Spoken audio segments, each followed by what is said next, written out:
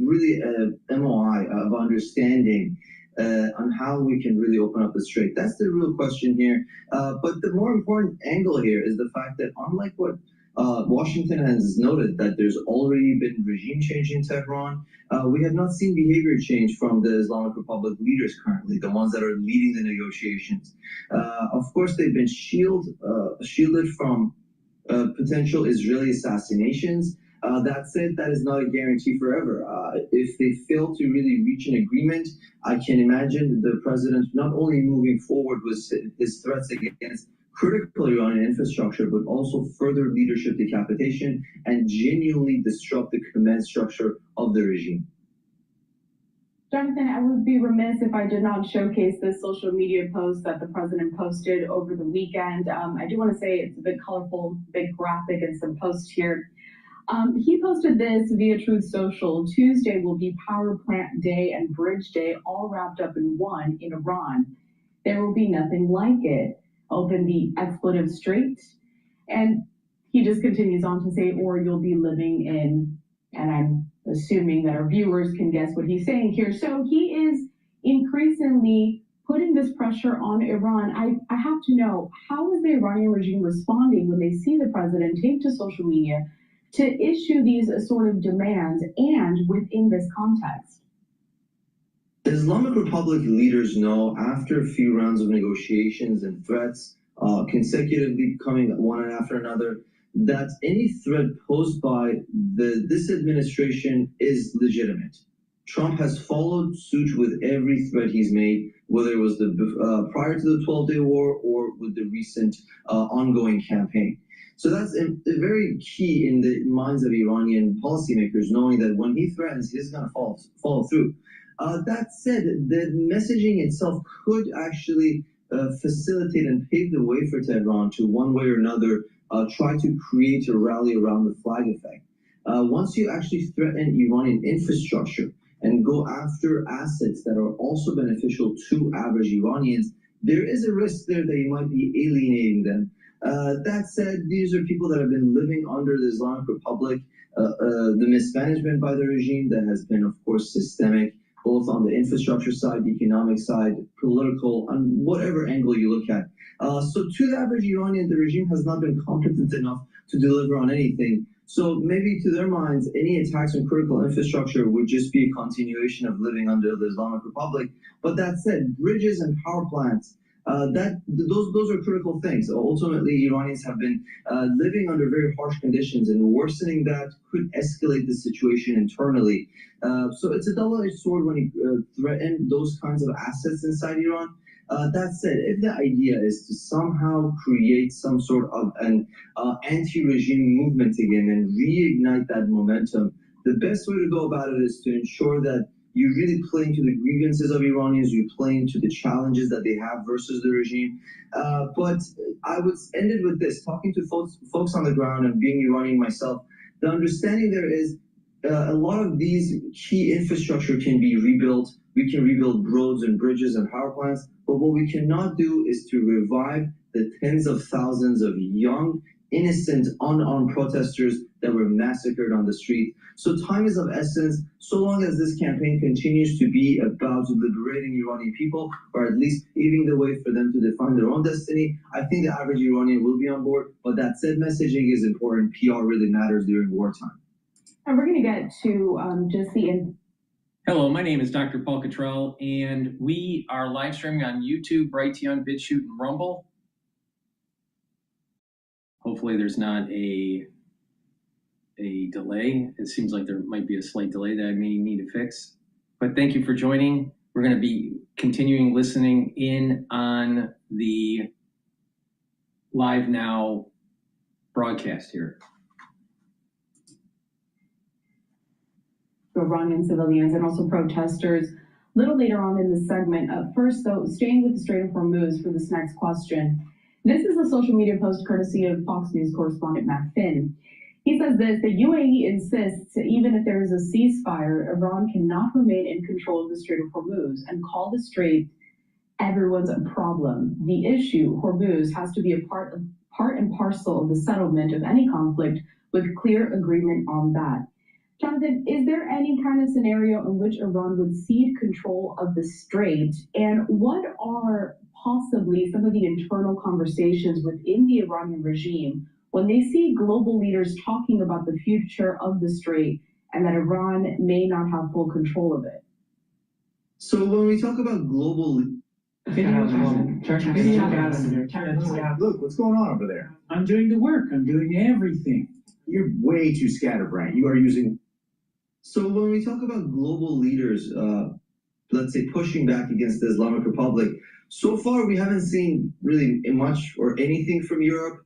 France actually caved and did not vote for that UN resolution against the Islamic Republic, which is why their ships can now operate in the Strait of Hormuz. The United Arab Emirates has been the only one that's taken even remotely an assertive stance against the regime. I do think Washington is going to take that into account. So far, Persian Gulf states, Europe, of course, China and Russia, nothing really meaningful coming from them for them to really condemn the Islamic Republic, which is quite concerning. And of course, gives the regime an incentive to continue with its, of course, destructive behavior and regionalizing the war. So those are the main issues. But you mentioned something very significant, which is how has the regime responded, or what is Tehran's decision making or policy thoughts as to what leverage they had, what can they concede. And the mindset was, and I saw this over the weekend, there was an interview with a regime official. And he deliberately noted that should we give up the access to the Strait of Hormuz, we will turn into Gaza. So the Iranian mindset right now is, should they compromise in any way, that's going to be the total end of the regime or the Islamic Republic as we know. That's their mindset. So going back to the question on negotiations, probably what they're thinking is that they want some long-term meaningful guarantees that should they open the strait, there's going to be no more attacks against Iranian leaders and so on and so forth. Now, would Washington ever provide something like that during times of crisis, given that very much Jerusalem and Washington are aligned on somehow paving the way for the prospects of regime change? Looks very unlikely, but again, just tells you about how far apart the different two sides are during an ongoing conflict. Jonathan, we have another major development from early this morning. Taking a look at a social media post from the Israel Defense Forces, eliminated, and they're talking about the fact that the head of the intelligence for the Iranian Revolutionary Guard was killed. What is the most significant impact from this latest killing of this major general? The main impact is internal.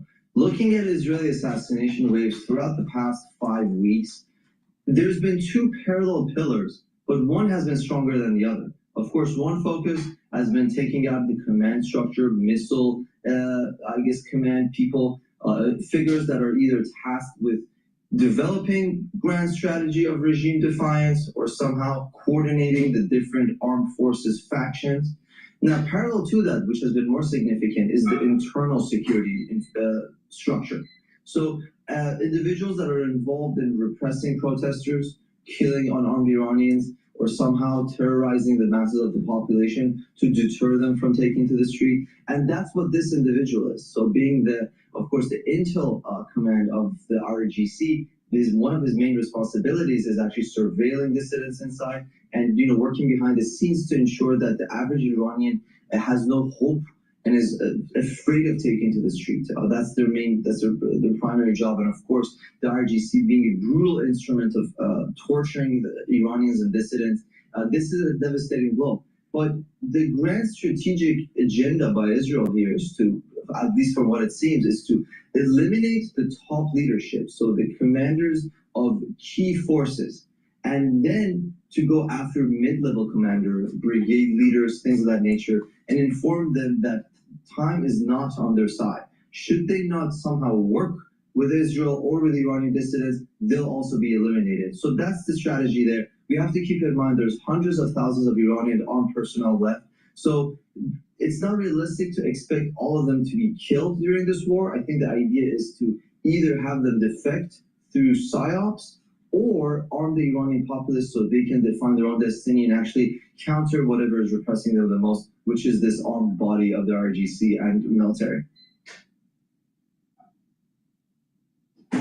We're taking a live look over in Tel Aviv, Israel. Again, Israel is the one that is claiming responsibility for that latest killing. And there's a couple of more social media posts that I want to get your reaction from, Jonathan. And these next couple of posts have to do with Kurdish forces. It's something that we talked about when this war first broke out several weeks ago. Fox News correspondent Trey Yates says this, and he posted this over the weekend.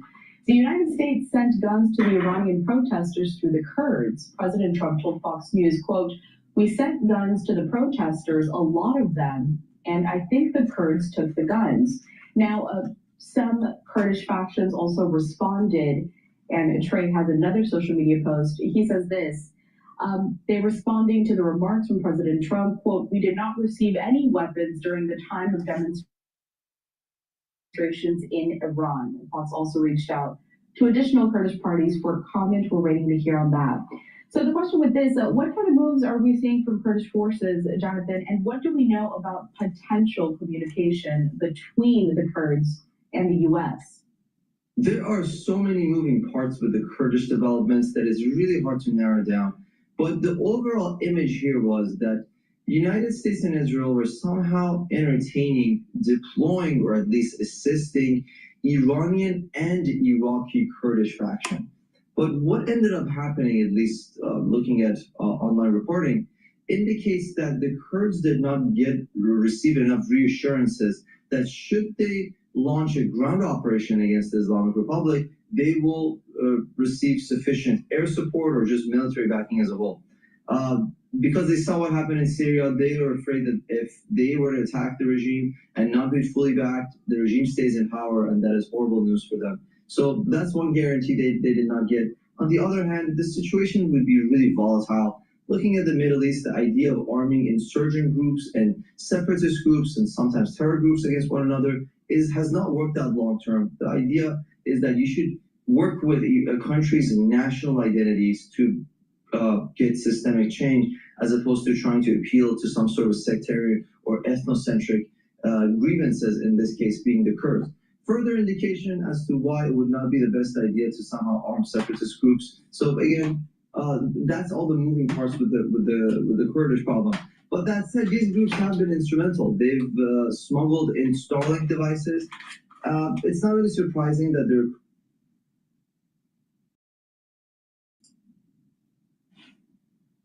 elements, because ultimately some of them are criminal networks that are working in the shadows. Once you do that, there's no checks or balances on any operations that are being carried out. So it's not surprising that they're keeping some. I think the real question on everyone's mind is, did they keep all the weapons? Did they supply some? And the key term here is urban areas, center of Iran. So of course, you have separatist movements and you have tribes and you have different armed factions by Iran's borders, but those are not where the major cities are. Major cities, urban centers are in the center of the country, and that's going to be instrumental if we're going to have systemic change. I'm thinking at least 10 cities over 1 million people inside Iran, and those are going to be crucial if they're armed during times of unrest. Not surprising the Kurds denied it, of course, publicly. They're not going to ever admit that they've received any forces. And the last thing I'll say is, the Kurdish factions that did respond, they specifically said they did not get weapons during the protest wave. It might mean that they actually got some sort of equipment after the protest wave ended. But ultimately, everyone's watching for a call to protest and a major uprising inside the country. And the only thing that could actually change the calculus is if there are armed resistant groups or units across the country. So far, we haven't seen that, but it's not surprising. So it's going to be defections paired with arming dissidents against the Islamic Republic. All right. So you just mentioned there that some people... Again, thank you for joining. We are live streaming on YouTube and Rumble. On my end, there's a little bit of delay, but on your end, everything seems to be working just fine. I greatly appreciate it if you share the links. Ask your social media to follow me, and that way it'll help to grow the channel. But thank you very much. I greatly appreciate for the ones that are watching. We are simulcasting on X Spaces. If you want to call into the show, you can by just asking for the mic. You just go to my X channel and look at the X Spaces that's live streaming right now. I also have many products on my store, the-studio-reykjavik.com. You can also watch the live streams on my website. You can watch both versions, the large screen and the telemetry. We're going to go over the market today. A lot is happening in the oil market for obvious reasons, and we're going to figure out what the game plan is and how to trade it. But please help support the work that I do by donating. You can donate through Stripe, PayPal, or buy me a coffee on my website and get the great products that I offer. One great product is a very strong antioxidant. This antioxidant is 1,000 times stronger than vitamin C. This you can get in avocado oil, MCT coconut oil, or extra virgin olive oil. This is a very strong antioxidant. You take a teaspoon a day every day, and this will help with bringing down stress in the cell, improve your mitochondria. You'll have more energy. You'll have more ATP.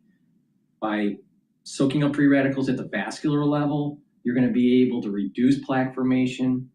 By soaking up free radicals at the neuron level, you're improving the health of your neuron. You're improving the positive neuroplasticity. You're going to be able to think more faster. You're going to be able to have better memory.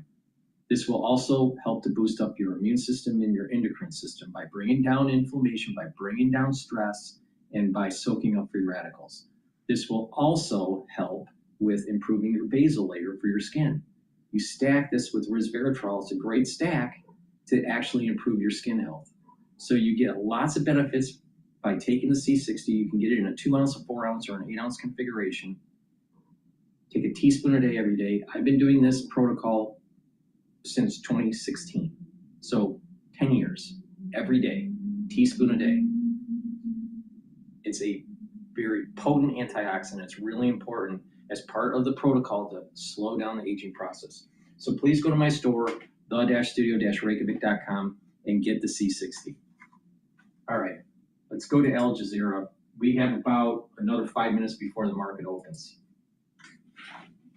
Petrochemical exports will be impacted, that this will be a devastating economic blow to Iran and the government, and that advances Israel's proclaimed goal of attempting to collapse the regime. It also sounds almost moderate when you compare it with some of what is being said by Likud strategists from Netanyahu's own party, that Iran needs to be hit like Hiroshima and Nagasaki. That is the only way to victory, they argue. Nora and Romana, thank you. Iran says it's carried out strikes in Israel, including strategic centers in Haifa and chemical companies in Beersheba. Israeli media is reporting that at least 4 people have been killed in Haifa. At least 4 others have been wounded. And several areas have been hit with intercepted debris filed from projectiles, including parts of Tel Aviv and the city of Bnei Brak. In central Israel. The Israeli army says the missiles were cluster ammunition that scattered across 27 locations. Let's go back to Nora to talk about this. So Nora, look, I mean, we've got Israeli population centers that have been hit, refineries, ports, sensitive infrastructure, the airports faced a disruption, a potential closure. This is anything but normal. Israel has been very careful about how it controls the narrative when it comes to the damage. Is it possible to give an assessment of how widespread it has been? Well, the assessment can only rely on what information is released, but let me tell you this. There are 26,000 petitions for compensation filed by Israelis so far. Now, these are petitions for significant damage. The petitions and damage that is deemed to be of smaller, less pricey bills, if you will, they have another streamlined process that doesn't even get counted with those 26,000. We see the impact where the Israeli military censor does not black out the information. Iran is using a variety of weapons, the weapons that split into various missiles, the missiles that also have bomblets, which could be described as cluster munition, and those ballistic missiles like the ones we saw in Haifa yesterday that can evade interception and does hit the target.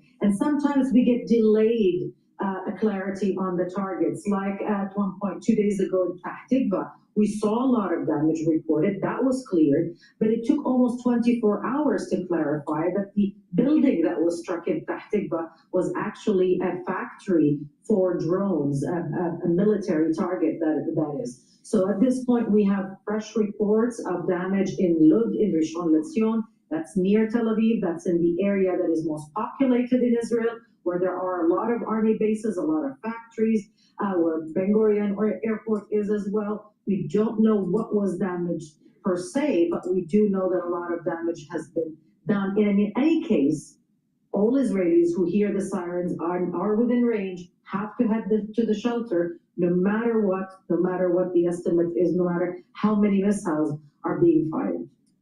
Okay, we're gonna go to Fox News talking about Pakistan exchanges framework to end war in Iran. Right now, the oil futures are at 112. Natural gas futures are at 2.856. Market's going to open up in about a minute or so. Please go to my store, the-studio-reykjavik.com, and get the Boomer Boost. Boomer Boost has 68 nutrients.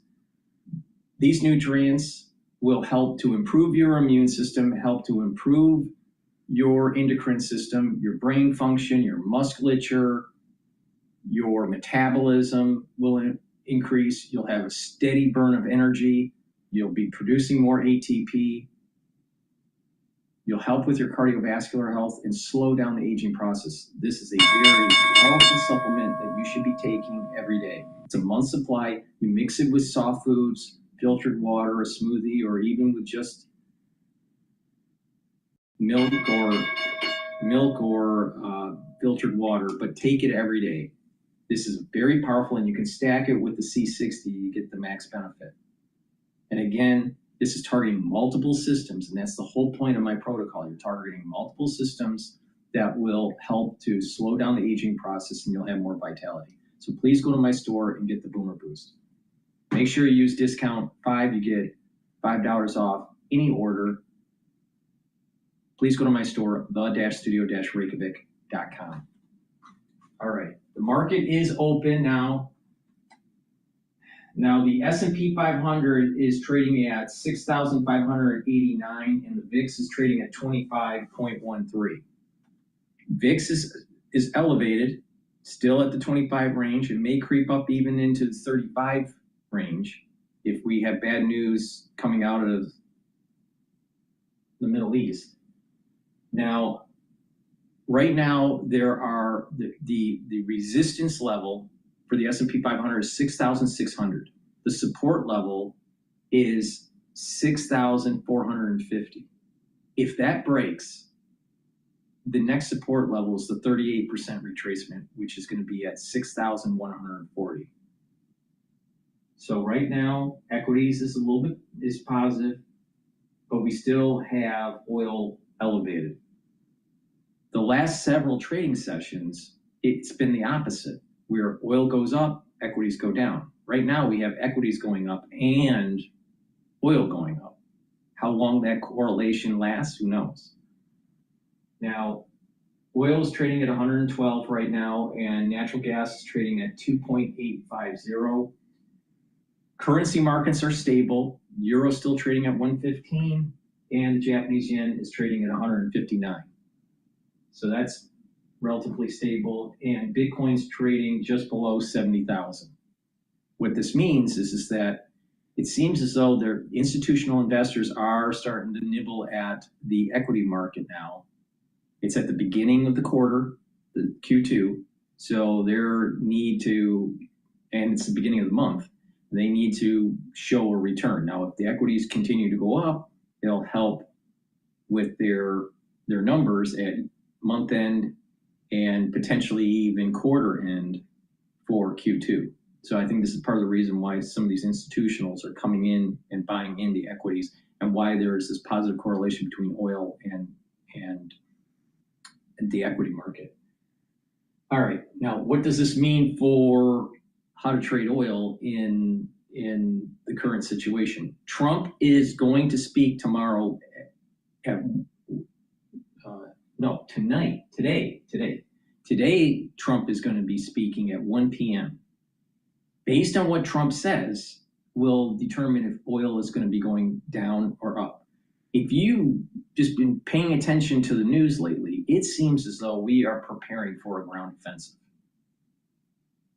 Now, we'll listen into Fox News and this Pakistani framework, and maybe this is what Trump will talk about at 1 p.m. today. But if we get some news that there's de-escalation, oil's going to fall $4 or $5, maybe even more. If we get the sense that we're going to be hitting the bridges and the infrastructure, the energy infrastructure, oil is going to continue to remain high, and it may even trade for WTI. It may approach 120 in the near term. So if you think that oil is going to continue to go up, you should be taking a look at the ETF UCO. It's a 3 times leveraged ETF. If you think oil is going to go down, you want to take a look at SCO. That's a 3 times leveraged shorting oil. All right. It's very volatile because of the news, but I personally think that there's a higher probability of ground offensive, and therefore oil is going to go up. But the problem comes in is the moment Trump says something, quote, positive to de-escalate the war effort, oil can rapidly go down quickly. Very, very quick. It can go down $4, $5, $8 a barrel, and that could really affect your long position. So it's very difficult to trade because of these large candle moves that are happening in the oil market. So with that, again, in terms of broad index, Russell or the S&P 500, start buying. I have a year-end target of 7,400 to 7,800 for the S&P 500. All right. If you buy now, you're going to be able to make good return and probably beat the actual benchmark for January to December, because you're being able to play into the volatility of the crisis for the equities. But that's my recommendation. So with that, let's listen into this Pakistani framework to end the war in Iran. This may be brought up at 1 o'clock today by Trump.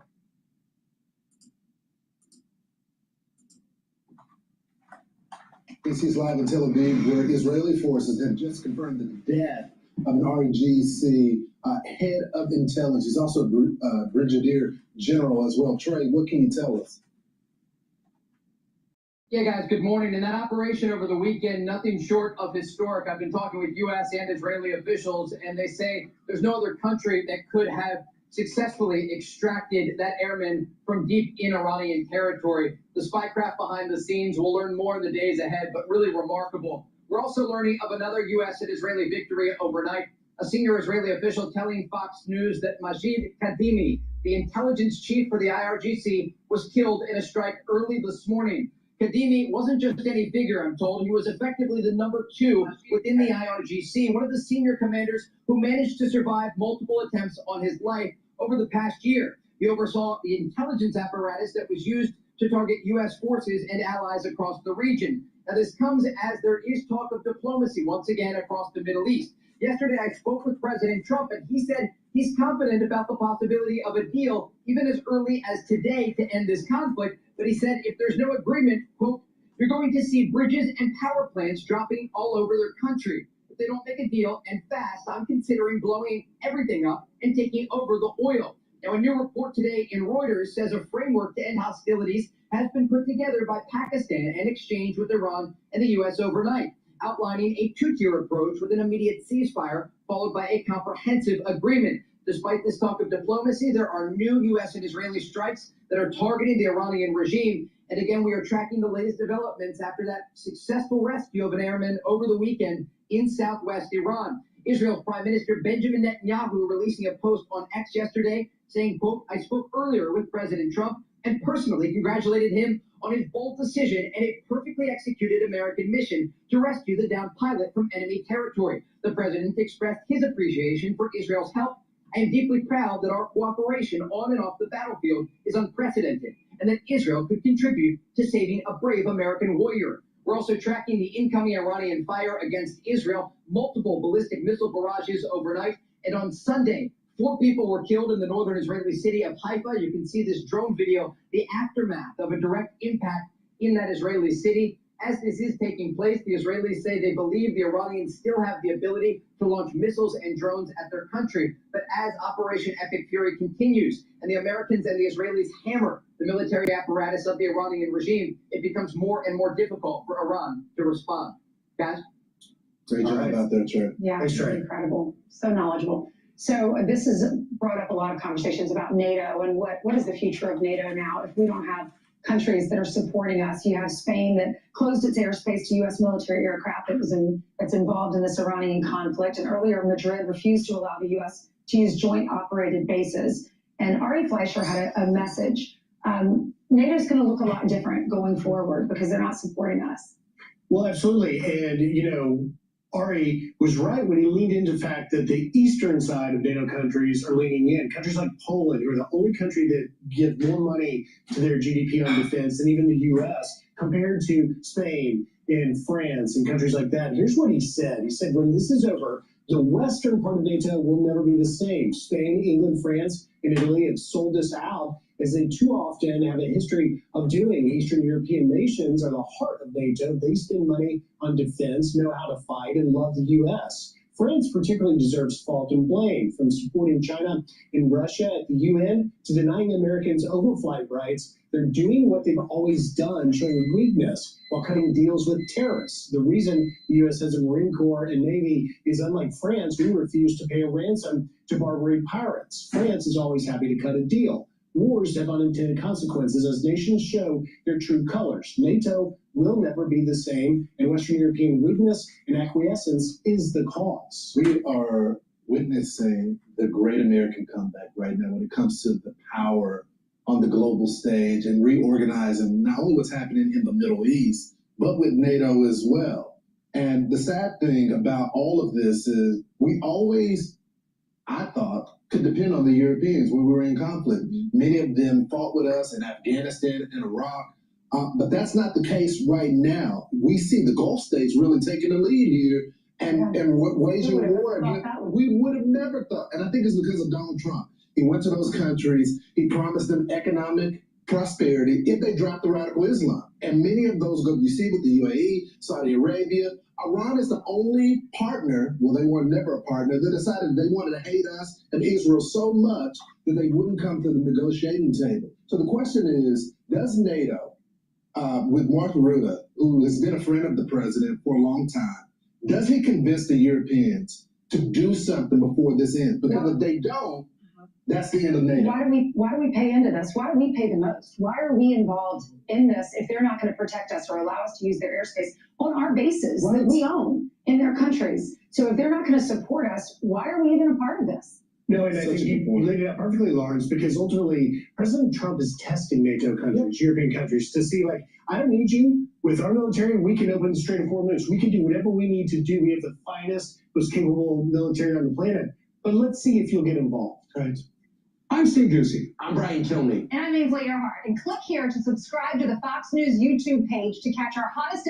All right, equities is still just under 6,600, and again, 6,600 is a resistance level for the S&P 500. Again, a major support level at 6,450 and 6,140. So even if the equity market falls today, tomorrow, the next day, you should be buying. Please go to my store, the-studio-reykjavik.com. Get the collagen. This will help to remodel your sore joints, either because of osteoarthritis or because of sports injury. You want to remodel it right away. The earlier you start to remodel your joint, the higher the chances of fully recovering. The longer you wait, the more damage to the cartilage. Now, what collagen does is it will block MMP3 and MMP13 enzymes that cause further erosion of the cartilage. It blocks those. So you will be able to start remodeling your cartilage and your cushioning. This also helps to helps to utilize collagen type 2 and glucosamine to remodel the cartilage. And it helps to utilize ACAN and chondroitin to build the cushioning of the joint. That's really important. It's not just cartilage. You want the cushioning of the joint and the fluid and the cushioning tissue to be able to have good joint health. Now, collagen will also block EP4, which reduces inflammation, and collagen will also help to reduce some of that pain that you may be feeling from that sports injury or from the arthritis.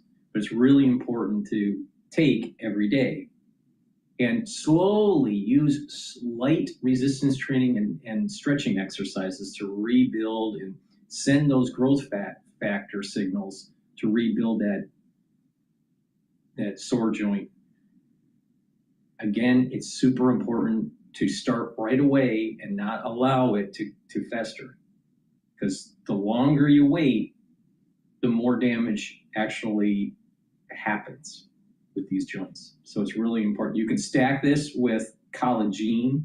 The collagen you can stack with the collagen, which is a powder. So the collagen is the liquid, which I have in my hand. The collagen is the powder that I have on my store. You can stack those together to help rebuild the joint. To get further relief from pain, you can get the super strong relief. This is a topical. You apply it on the joint that's causing you pain because of the arthritis or joint pain, and it will help to relieve that pain. This will also help with bruises, sprains, pulled muscles, even headaches. If you have a tension headache, just apply it on your neck, your temples, and your forehead, and it will relieve the headache. So this is very powerful. It works within about 90 seconds. You can stack it together. You can take them separately. It's up to you. But my recommendation is that you should be getting the collagen and take the collagen, stack them together, and do these really light stretching exercises and very, very light resistance training on the joint to help to send those signals to remodel. This will help to build your joints. So please go to my store, the-studio-reykjavik.com. Use discount 5 to get $5 off any order. The link is in the description. It's the-studio-reykjavik.com. All right, with that, let's listen into CNBC about economic data.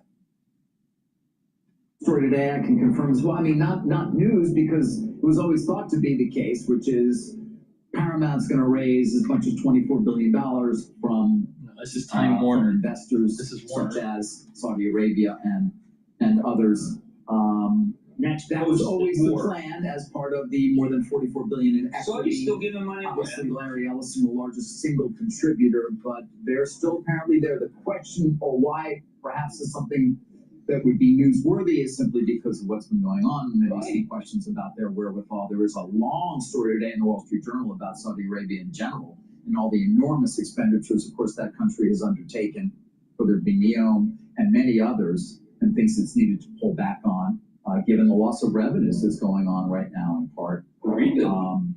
I would just point out, when it comes to those Paramount investors, they are putting the money in at $16 a share, well above the current stock price. Well, all right, so we're gonna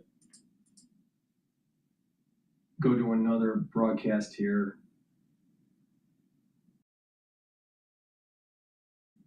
Let's talk about the CIA deception campaign that was used to help rescue the weapons specialist from the F-15. About the CIA deception campaign used to get him out of the country. The agency had sources spread leaks through Iran that U.S. forces had already located the missing airman and were moving him out of the country. These rumors confused the Iranian searchers and gave the CIA time to use specialized techniques to find him. The CIA picked up a beacon signal, which they were initially concerned was an Iranian trap. But once they determined it was not, they were able to locate and rescue that airman back to safety. Founder of Grable Rescue, Brian Stern, joins me now. Brian, you know, it is one thing for us to talk about something like this, entirely different to live it out, which you have multiple times. So given the details of what we know so far, and many of them are fascinating, what stands out to you about this rescue mission? The big thing with this mission is the integration of the joint force, the conventional military, the special operations, our U.S. Special Operations Forces, and also the intelligence community, all operating in harmony, and foreign partners. Certainly, the Israelis had a part to play here as well. The deception piece of this operation, I think it's super cool that it's out there at Grable when we do these, when we do operations like this. Maria Karina Machado is one. Kirilo Alexandrov from Russia is another one. Deception against the enemy is always a central tenet to doing these operations because they are very dangerous. They are the resources of the enemy tend to be vast, and we got to remember it's their terrain. So doing all kinds of tricks to get them out of the way so we can have a better rescue and a better extraction is always key. Is there a moment, Brian, during an operation like this that is considered the riskiest part? I get asked this question all the time. My blood pressure doesn't go down until the helicopters land safely and we're done. Very often, when these operations happen, when we do an operation like this and we get our objective, we over the radio we say jackpot. You say jackpot, jackpot, jackpot. And very often in the command center, when that happens, everyone starts high-fiving each other because that means that you got the target, you got the objective, you got the isolated person. You need to remember, you still have to get home. If I'm calling jackpot on the radio, that means that my team and I are still behind enemy lines. We just happen to now have our package with us. Getting home is often the harder part. The exfil tends to be harder because we've gone loud. Things have gotten more complicated, not less complicated. So my blood pressure always spikes as soon as we call jackpot. Yeah. A minute for that is because I know everyone's very excited and not paying attention. We got to get the team back on track. Yeah. Remind them we've got to get home. Brian, my blood pressure is spiking just listening to what that would be like, and it does sound like the back half of the mission could be even more complicated than the beginning part. Because you're right, your identity is revealed in the fact that you're shooting down and there's a helicopter and all of that. And I want to go to the colonel himself because he climbed 7,000 feet up a ridge and remained hidden there for nearly 48 hours. And he used his survival, evasion, resistance, and escape training to evade capture. So it sounds like he also had a big hand in rescuing himself in following this training. Yeah, so this is, I think, also central to this operation and an important point. And I'll give you an example. My team and I have conducted 809 missions in just over 4 years. That turns into 8,800 people, give or take. Every single one of them have to play an active role in their safety and their survival. It's extremely important. In this case, you have a full bird Air Force colonel, who is very well trained, extremely seasoned. He's been through multiple certifications and recertifications for SEER school, which we all go to. There's a bunch of different ones of them. There's refresher training, all that good stuff. This is a seasoned pilot who is trained for seasoned air crew who is trained for exactly this eventuality. The challenge in this particular case is, while as seasoned as he is, he's still a full bird colonel. What does that mean? He's probably in his later years. He's got gray hair. People, when we conceptually think about flight crew, we think about Top Gun and Maverick and young bucks. This is a full bird colonel. His next rank is general. So he's probably a little senior when the pictures come out, and I'm sure that they will. It'll be kind of funny because you're going to see someone with with a little senior in his years. Understood. That's like me, guy. He knew what So- to do so- there, though. Yeah. Hey, Brian, really quickly, just because we're running out a little bit of time here, I wish we had more, but I do want to get to this because one aircraft involved in this extraction was left behind after reportedly getting stuck in the mud, and then they destroyed it. Although that aircraft is still behind enemy lines, is that something that we should worry about? I don't think so. The boys do what's called a bit. They blew it in place. The C-130 got stuck in the sand. This has happened before, and again, it speaks to the remarkable planning of the from a special operations perspective and an air perspective. The idea that a plane can get stuck in the sand in the middle, but behind it, hundreds of miles behind enemy lines, and still we didn't lose anybody, and still the objective was secured, and still everything worked out. We are the only military in the world that can lose an aircraft, a big aircraft, the Expo aircraft, in the middle of an operation and still not skip a beat and succeed and win. Yeah, It really is.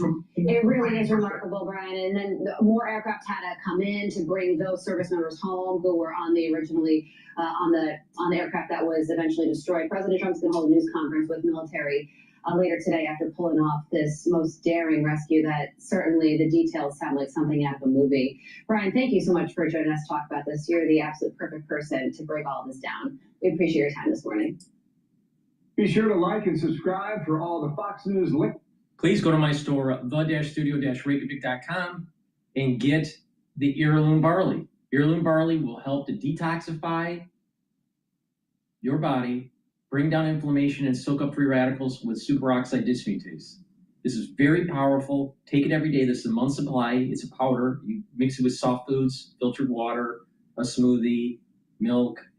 There's many ways to take this. I take it with hummus, but take it every day. And what this will do is it'll help to boost up your immune system, your endocrine system, reduce inflammation. That means that it's going to help with your cardiovascular health. It's going to help with your brain function by bringing down inflammation. Is super important for brain health. And this will also help with the health of your joints by keeping the inflammation down. So if you want to slow down the aging process and get healthy, take the heirloom barley or the gladiator barley. The difference between the gladiator barley and the heirloom barley is that the gladiator barley will help to build muscle. You can stack this with Boomer Boost or take it separately. It's a very high quality product that you should be taking. And again, you could stack this with the collagen and the collagen and do a little bit of resistance training to help build up the joints. And again, this brings down inflammation, and bringing down inflammation and soaking up free radicals are super important to slow down the aging process. So please go to my store, the-studio-reykjavik.com, and get the heirloom barley. All right. CSIS just released another video they just released it 54 minutes ago. How the war in Iran is impacting global energy infrastructure. So we're going to listen in on this. They do a great job with their Israeli slides. forces or bases. They have included strikes on or threats to the United States and Israel have devastated Iran's military capabilities over the past month. Iran has counterattacked, and some of these attacks have focused not just on U.S. and Israeli forces or bases. They have included strikes on or threats to the region's critical energy supplies, due primarily to Iran's interruption of shipping through the Strait of Hormuz, where 1/5 of the world's oil supplies transit. The war has triggered what the International Energy Agency has labeled the, quote, largest supply disruption in the history of the global oil market, end quote. Restrictions to the region's energy production capacity and transportation flows have had a dramatic impact on global fuel and gas prices. It also demonstrates the interconnected nature of industrial bases around the world. Reliable, resilient energy facilities for the United States, for instance, are essential to the power our economic needs and our national defense. To unpack this intersection of U.S. energy infrastructure and the defense industrial base, we will be speaking to my colleague, Joseph Mycutt, the director of the Energy Security and Climate Change Program here at CSIS. He is the lead author of a recent report on this issue. As usual, I'm your host, Jerry McGinn, and welcome back to another episode of All About the Base.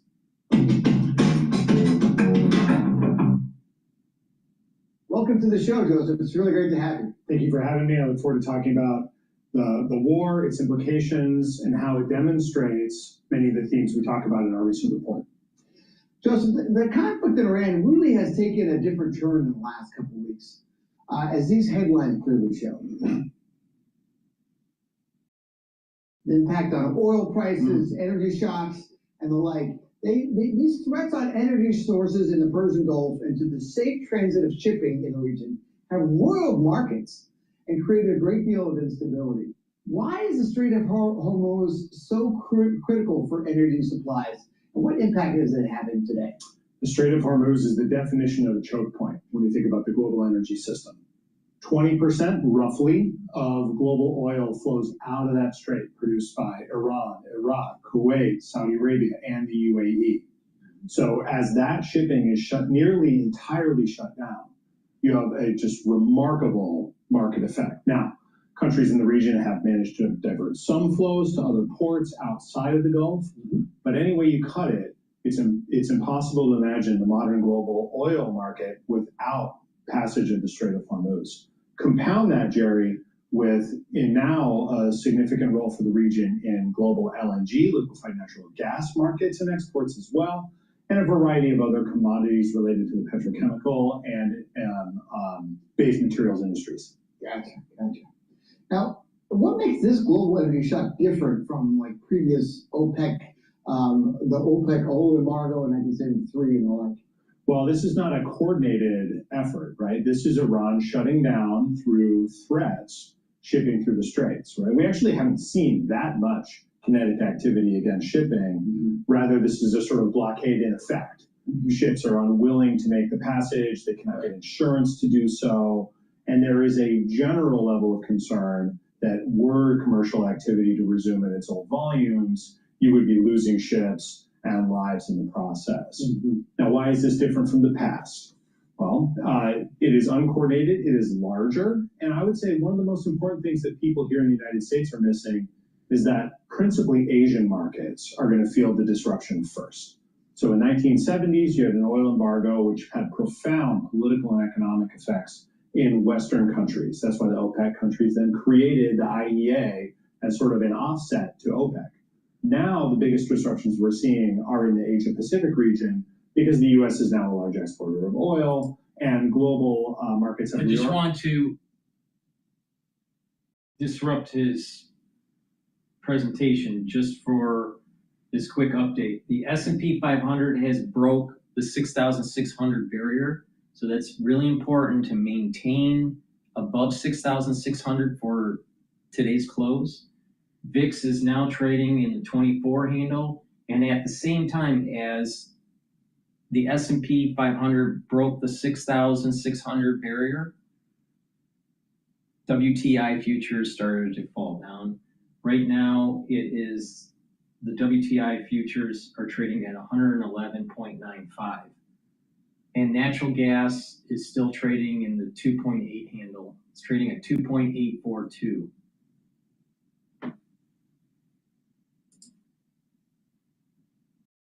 Around all the growth going on in Asia. So look for that region to experience shocks first, and then through global pricing, U.S. consumers will feel the higher prices that we've seen evolve over the last few weeks. But so there's little direct impact on the Strait of Hormuz on U.S. sourcing, I believe, right? It's, as you say, Asia. But is this going to trigger a kind of a long-term shift on sourcing of fuel and energy sources, do you think, or is it too early to tell? It's too early to say how profound that shift will be, but it's certain that there's going to be some shift, right? It's hard to imagine any settlement to this war at this point leading to less risk premia on shipping through the Gulf. Countries are going to look to secure energy supply from other regions.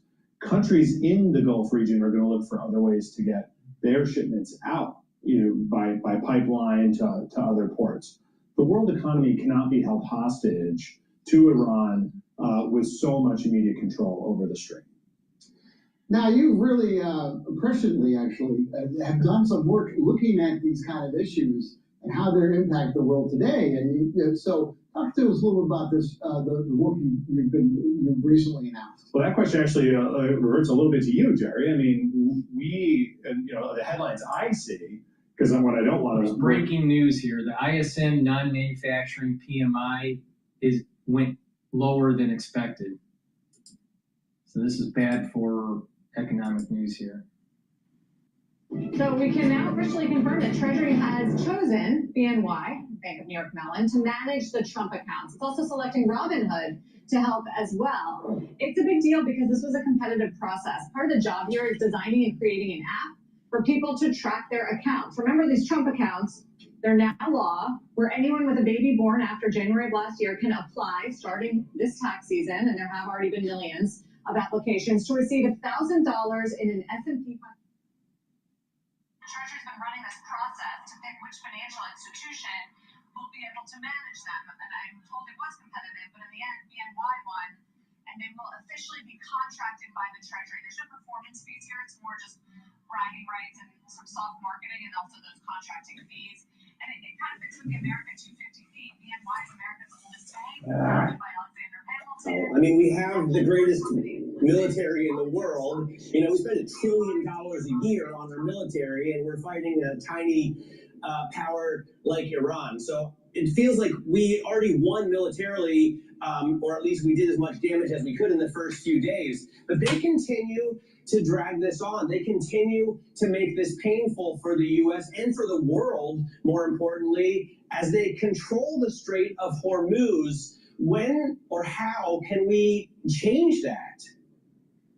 It's very difficult when you're facing an adversary like this, right? Because the U.S. has this aura of invincibility. So if you were trying to compare 11,000 or 12,000 sorties that we have flown as the United States against targets, right? That's pretty significant when you only look at about 30 or so of our aircraft, most of them unmanned, obviously, that have been interdicted anyway. So you're talking about less than 1% of an interdiction rate. So you're still doing very, very well there. But every time that makes national news and international news that there's been something that's happened to the United States military, it automatically gives Iran an upper hand. So there's very, very few upsides when it comes to this asymmetric threat where we're at right now, because you're not exactly facing the Iranian regime itself. You're not facing a conventional force like you would with a near-peer adversary like China and Russia. I wonder, though, if we need to have two separate conversations. One about what's happening with the war, and then the other what's happening with the Strait. Because right now they've been really interconnected. The hotter the war, maybe the more difficult it is to move through the Strait. A lot of people over the weekend were reading a new research report from Citrini, who sent an analyst to the Strait of Hormuz itself. And one of the outcomes they said was that regardless of what's happening in the war, it's actually quite orderly through the Strait of Hormuz, that Iranian forces have a system for charging a toll and getting ships through. There were reports that a French ship went through, that a Japanese flagship went through, Iraq saying that it is exempt from some of the restrictions moving through the Strait of Hormuz, telling its Asian partners that it can get through. Colonel, are we entering a different environment for the Strait of Hormuz that, yes, it is still controlled by Iran, but some ships are selectively being let through? I think so. I think when you look at, even when President Trump talked over the weekend, he was talking about his objectives and especially on the military side, getting after military stockpiles. He was trying to make sure that Iran could not use a nuclear weapon. What he did not mention was the Straits of Hormuz. At that point in time, I think he is taking more of a look on that and saying that you do need to separate them out, because militarily we are doing what we want to do in Iran to dismantle their military capability as well as their military industrial base, but none of that has to do with the safe passage of vessels through the Strait of Hormuz. It's one of the reasons why he was looking for NATO partners. He was looking for help from the Gulf states as well, to be able to provide some of that assistance in that area. Iran is doing the pay-for-toll piece. You see that there's actually been an increase. I think 15 vessels in the last 24 hours have actually gone through the Straits, which is still 90% less than pre-conflict, but it is obviously a much larger move in the right direction compared to where it was probably 2 to 3 weeks ago. All right, Colonel, thanks very much for joining us. Retired Army Colonel Wayne Sanders, now with Bloomberg Intelligence. Joining us now is Indriani D. FTSE Russell, head of global investment research. And Indrani, we continue to talk about the war so much, but on a headline by headline basis, it does seem to move markets, but it hasn't really hurt this. All right, we're going to go back to the CSIS. See, because what I don't want to worry about this oil issue is that the U.S. has spent a lot of its fancy munitions defending energy infrastructure and military assets from attacks from Iran. And you read pretty scary headlines about burning up a few years of production in a couple of weeks of conflict, and it raises questions about our long-term strategy. Where our work is a project we did in collaboration with folks here at CSIS in the security program, trying to estimate what would be the energy implications of revitalizing the American defense industrial base. Gotcha, I understand. So within our industrial base, what are the most kind of energy intensive systems and raw materials to produce? In a wartime scenario, which capabilities make the most demand most energy on our infrastructure? Well, let me tell you a little bit about the report as we call up our first chart. We looked at 3 different scenarios for revitalization of the defense industrial base. We looked at a baseline rate. This is defense production of today. We looked at a buildup rate, and that's like kind of what analysts and the Pentagon are asking for in terms of building up the defense industrial base as a deterrent. Maybe this could also be thought of roughly as our sort of rebuilding case post-Iran war. And then we looked at the war rate. And this was really meant to reflect, does the U.S. have an energy system and a defense industrial base that can survive a prolonged conflict of high volume or intensity, particularly with a peer nation such as China? And we looked at when we entered World War I and into World War II, we had energy shortages related to the shipbuilding and other defense production at that time. In World War II, the USG had actually a very specific strategy for energy so that we would not lose the defense industrial base part of that war. Now, the modern defense industrial base is, of course, very different, right? We're not thinking about shipbuilding as much. We're not thinking about large steel airframes. Instead, we're looking at unmanned systems, munitions, combat aircraft, and a little bit of naval vessels. So we took that modern defense production and broke it up into its constituent goods and identified 3 principal areas that we really probably need to be worried about in a sort of in a war rate or rebuilding scenario. That's electronics. So the semiconductors and chips that go into fancy unmanned systems, that's aluminum and steel. Oh, those are significant. What are the primary concerns for U.S. energy production? Are there specific regions where the electric grid or natural gas production is under particular threat? It's a great question, Jerry. Thank you. I mean, one of the findings of this report was that even in a war rate scenario, we have plenty of energy in the United States. It's really a question of concentration and geography.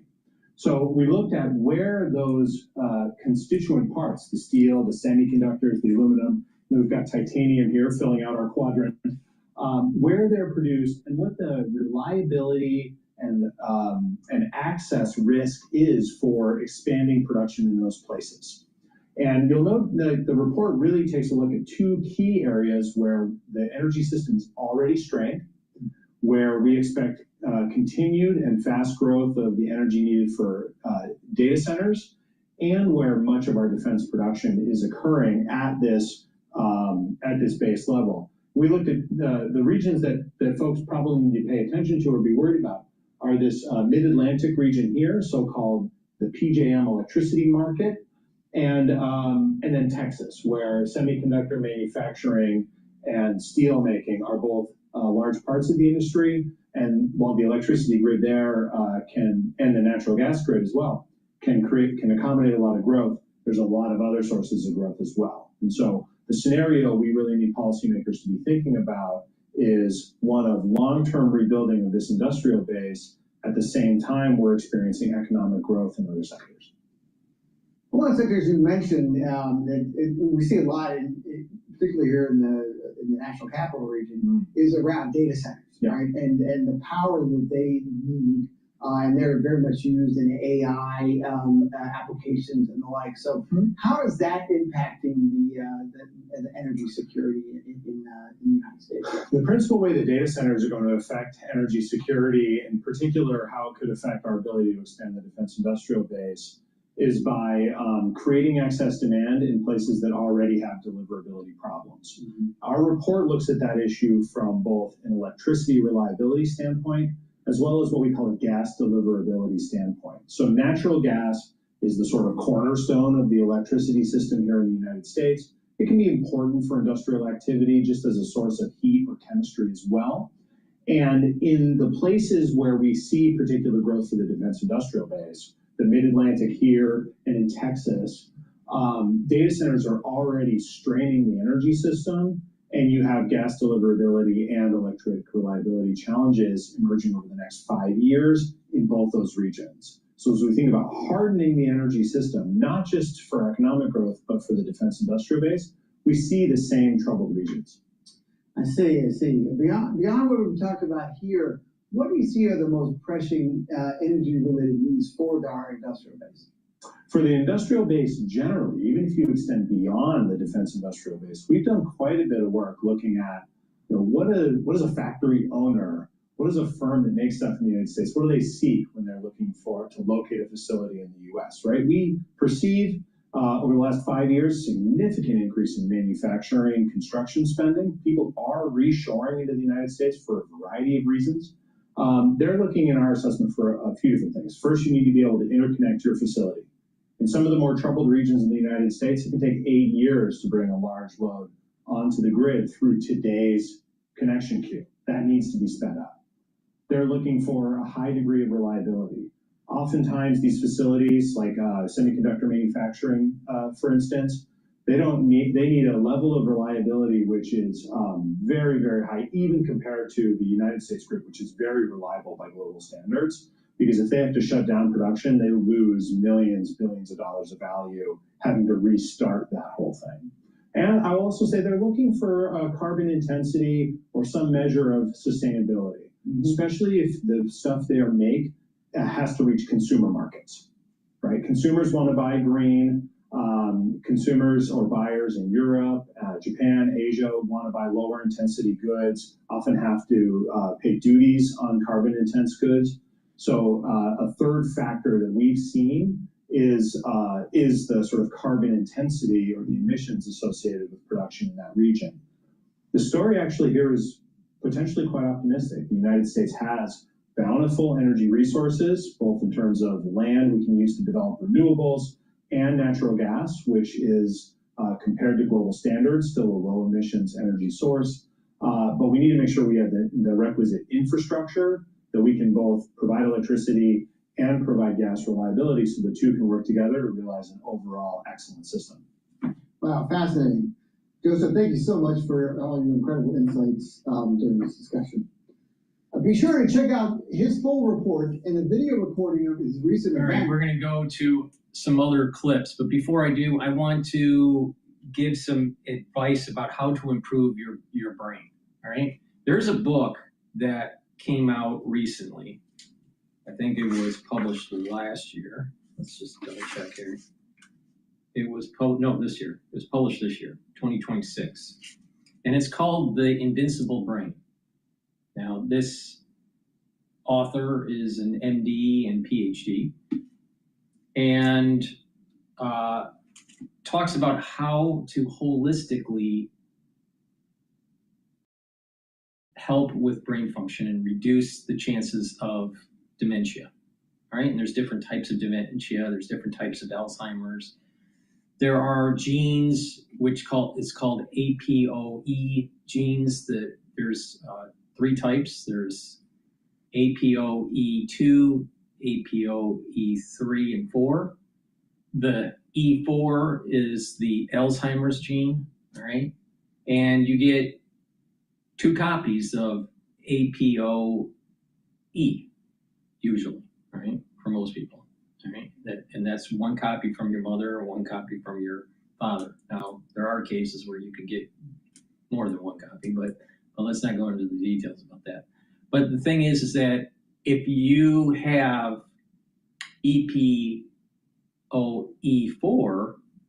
2 copies of it, one from your mother, one from your father, the chances of getting Alzheimer's increases radically. But it's also environmental. And there are ways to mitigate the actual early onset of Alzheimer's, even late onset of Alzheimer's. And there are other dementia type pathologies like Lewy body, late Parkinson's, ischemic dementia, or what they call vascular dementia. So there's a lot of different types of dementia, and it's also based on your genes and your epigenetics, not just your genes, your genome, but how certain genes are methylated.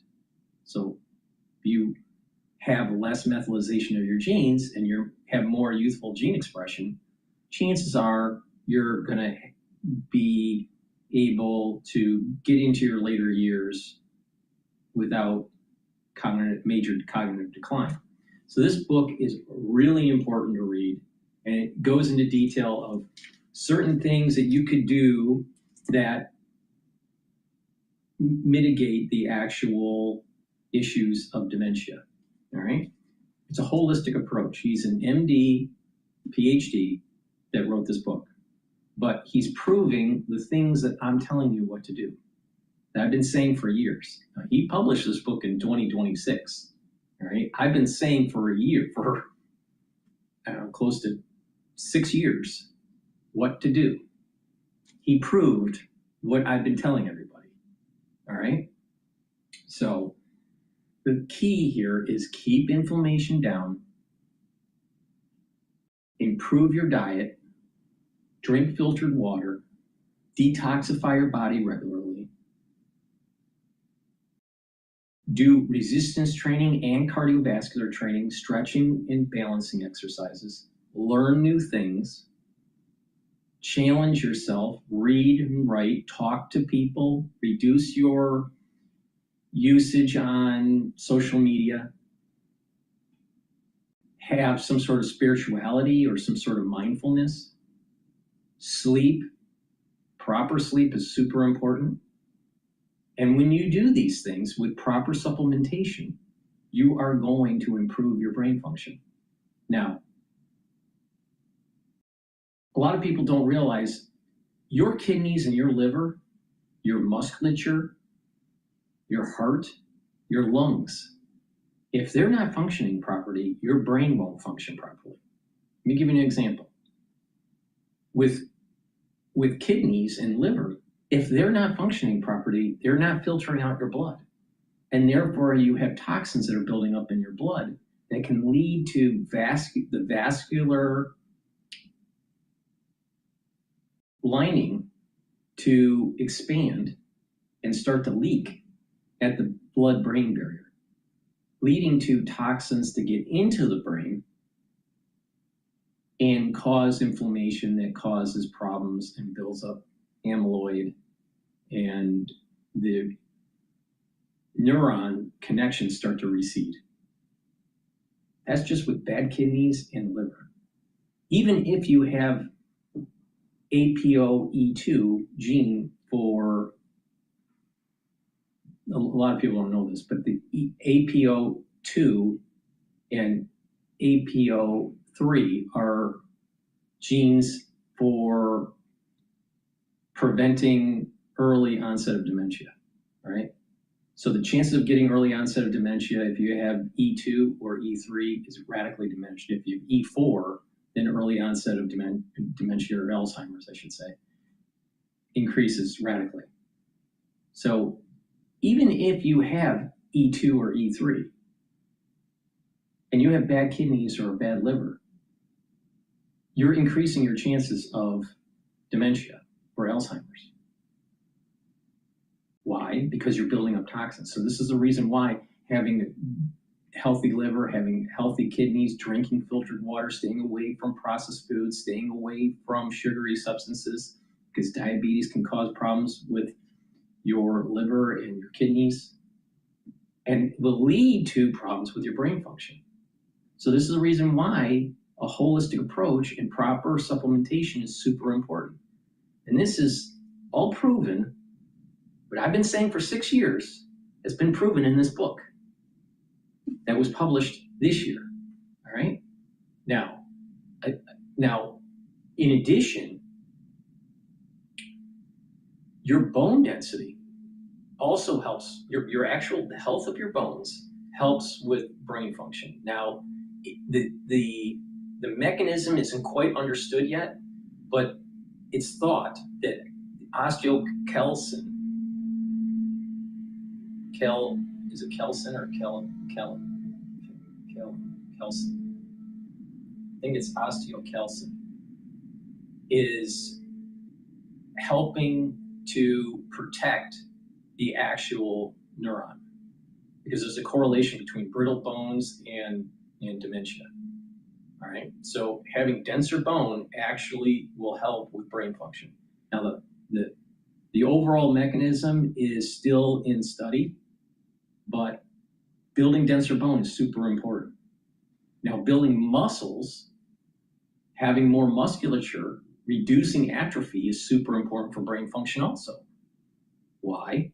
Because it's creating myokines that will help to increase connection for these myokines, actually help to increase the neuroplasticity, the positive neuroplasticity that you need. So you have more dendritic connections. You have more connections with your neural networks. So you'll be thinking faster. In addition, by building up muscle, you'll actually improve your cardiovascular health. So when your heart is healthier, you get better blood flow to the brain. Now, my father died from dementia, ischemic dementia, which is poor blood flow to the hippocampus. So improving your heart will also help with brain function. So a lot of people don't realize. Now, what about the lung? Lungs are really important. People that have COPD or have restrictive, some sort of restrictive pulmonary disease, what will happen is that you're not getting proper oxygen into your bloodstream, and that will affect brain function. Very similar to ischemic dementia. In addition, when your vascular system within your lung is inflamed, toxins will get into the bloodstream, cause inflammation at the blood-brain barrier level, and lead to a leaky situation where you have these toxins getting into the brain and causing problems, inflammation, buildup of plaques and tau, and eventually neurological decline. So lung health helps, good lung health helps brain function, because you get better oxygen and you're reducing toxins that are getting into the bloodstream because of inflamed lung tissue in the vascular system around the alveoli will lead to toxins to build up in the bloodstream. So lung health will help with brain function. Kidney health will help with brain function. Heart health will help with brain function. Liver health will help with brain function. Bone density will help with brain function. The mechanism is still in research to try to understand the full mechanism. Musculature will help with brain health because it's helping increase myokines. So if you've been paying attention to me for the last 6 years, I've been telling you how to slow down the aging process. And there's a lot of people out there that's saying, oh, it can't be done and blah, blah, blah. This is what I am saying is cutting edge research that is just starting to get to mainstream. And I've been doing, the reason why I've been so cutting edge on this is because I started looking into this since I was 16 years old. So many decades I've been playing around with this. So if you pay attention to me, you're going to be able to slow down the aging process. And I just talked about just the brain function. But there's a lot of other things to improve that I've been saying, like your immune system, your endocrine system. You take my advice, you're going to get healthy, and you won't need a allopathic doctor. You won't need it. You won't need it. Please go to my store, the-studio-reykjavik.com. Get the Clarity Factor, very powerful neurostat. This will help you to concentrate on tasks, get rid of that brain fog, and over time, you're going to get better dendritic connections for your neurons. And the more connections you have, the more cognition you have, the faster you think, the better your memory. It's a very powerful stack. Drink it with filtered water. Take it every day. Now, some people take it in the morning. Some people take it in the evening. I have a protocol for myself where I take it twice a day. All right. Myotrol. This will help to build muscle, reduce atrophy. Why? Because it helps with the gene expression. Now, myotrol has polyphenols, flavonoids, and lignans to help with that gene expression. You do some resistance training, it'll help you to build muscle, help you to maintain the muscle, and help to boost up your mitochondria so you have more ATP to maintain that muscle. Now, when you turn age 40, male or female, your gene expression changes. You are starting to methylate the genes that help to build your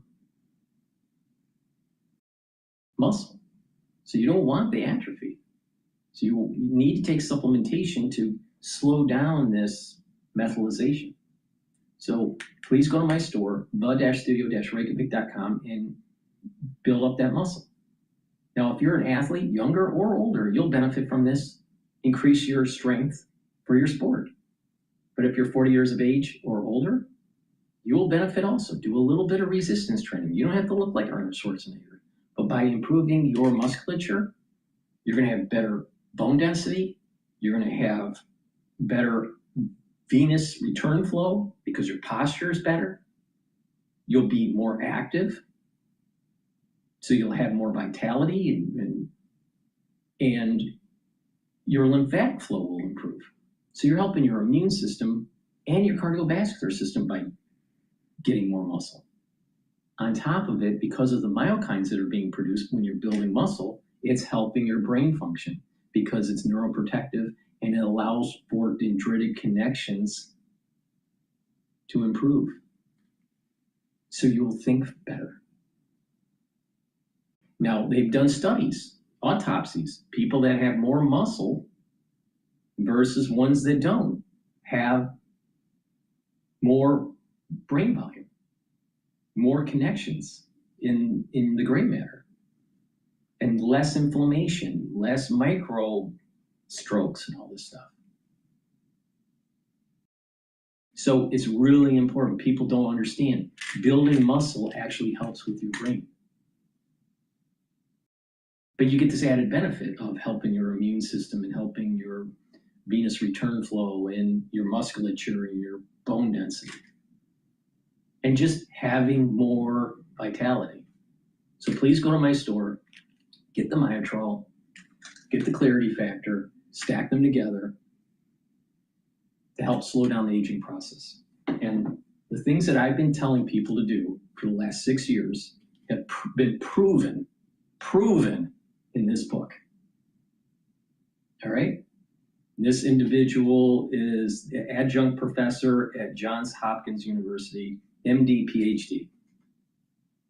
I've been proven that what I've been telling people to do to slow down the aging process and to help your brain health is right. So please go to my store. Follow my advice. This is what I have been doing for years. Now, if you don't want to follow my advice, maybe you turn into Alex Jones, a crazy conspiracy theorist that looks like he's aging 10 times faster than he should. Or do you want to take the advice of Dr. Paul Cottrell? It's up to you. It's up to you. But I'm not wrong. And I've been proven correct. Okay? So with that, let's continue on with the news, please go to my store, the-studio-reykjavik.com. The link is in the description of this video.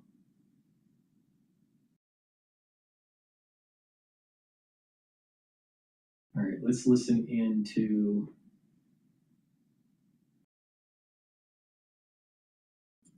Fox News. We're back with Operation Epic Fury, and the U.S. and Iran reportedly receiving a two-phase ceasefire plan drafted by Pakistan. But President Trump is warning there will be strikes on power plants and bridges if the Strait of Hormuz isn't reopened by tomorrow's deadline. Matt Finn joining us now from Dubai with more details. Good morning, Matt. Good morning, Griff. The AP and other outlets are reporting that Egyptian, Pakistani, and Turkish mediators have presented the United States and Iran with a proposed 45-day ceasefire plan that includes opening the Strait of Hormuz, which is far in the distance in the Persian Gulf behind me. Now, that proposal was reportedly sent to the U.S. and Iran last night. The Strait of Hormuz has become a key issue for any peace deal, as Iran is wreaking havoc on commerce and law-abiding ships trying to pass through that strait. Also last night, President Trump warning Iran of an 8 p.m. deadline tonight for Iran to come to the table where there could be many U.S. attacks tomorrow. The president writing Tuesday will be power plant day and bridge day all wrapped up in one in Iran. There will be nothing like it. Open the blinking strait, you crazy blink, or you'll be living in hell. Just watch. Praise be to Allah, President Donald J. Trump. Now, over the weekend, I met in person here with Dr. Samar Gargash. He is referred to as His Excellency here in this country. He's an advisor to the president here. Dr. Gargash tells me that if the United States presents the right plan, the UAE, the country that we are in, will join the United States in using force on the Strait of Hormuz. Dr. Gargash saying, quote, "We're not ready to act as a maritime force, but we will join any American-led effort, international effort, to secure navigation in the Strait of Hormuz. We are ready to play our part." Also, Dr. Gargash telling us that he considers the United States the UAE's greatest security ally, and that the UAE is ready to, quote, double down on its relationship with the United States right now. Griff. Matt Finn, live for us in Dubai. Matt, thank you very much. And with that, let's bring in Fox News contributor Byron York joining us. Byron, good morning. Let's just dive right into where Matt was talking about this reported possible ceasefire deal, but it comes with the backdrop of the most successful daring rescue mission in U.S. history, really showing Iran that there is nothing that we don't have the ability to successfully do. Where do you see things headed? Well, first of all, the rescue mission sends a huge message to our enemies and also to American forces. Obviously, to our enemies, it does show exactly what you just said, which is the United States can reach anywhere and do anything.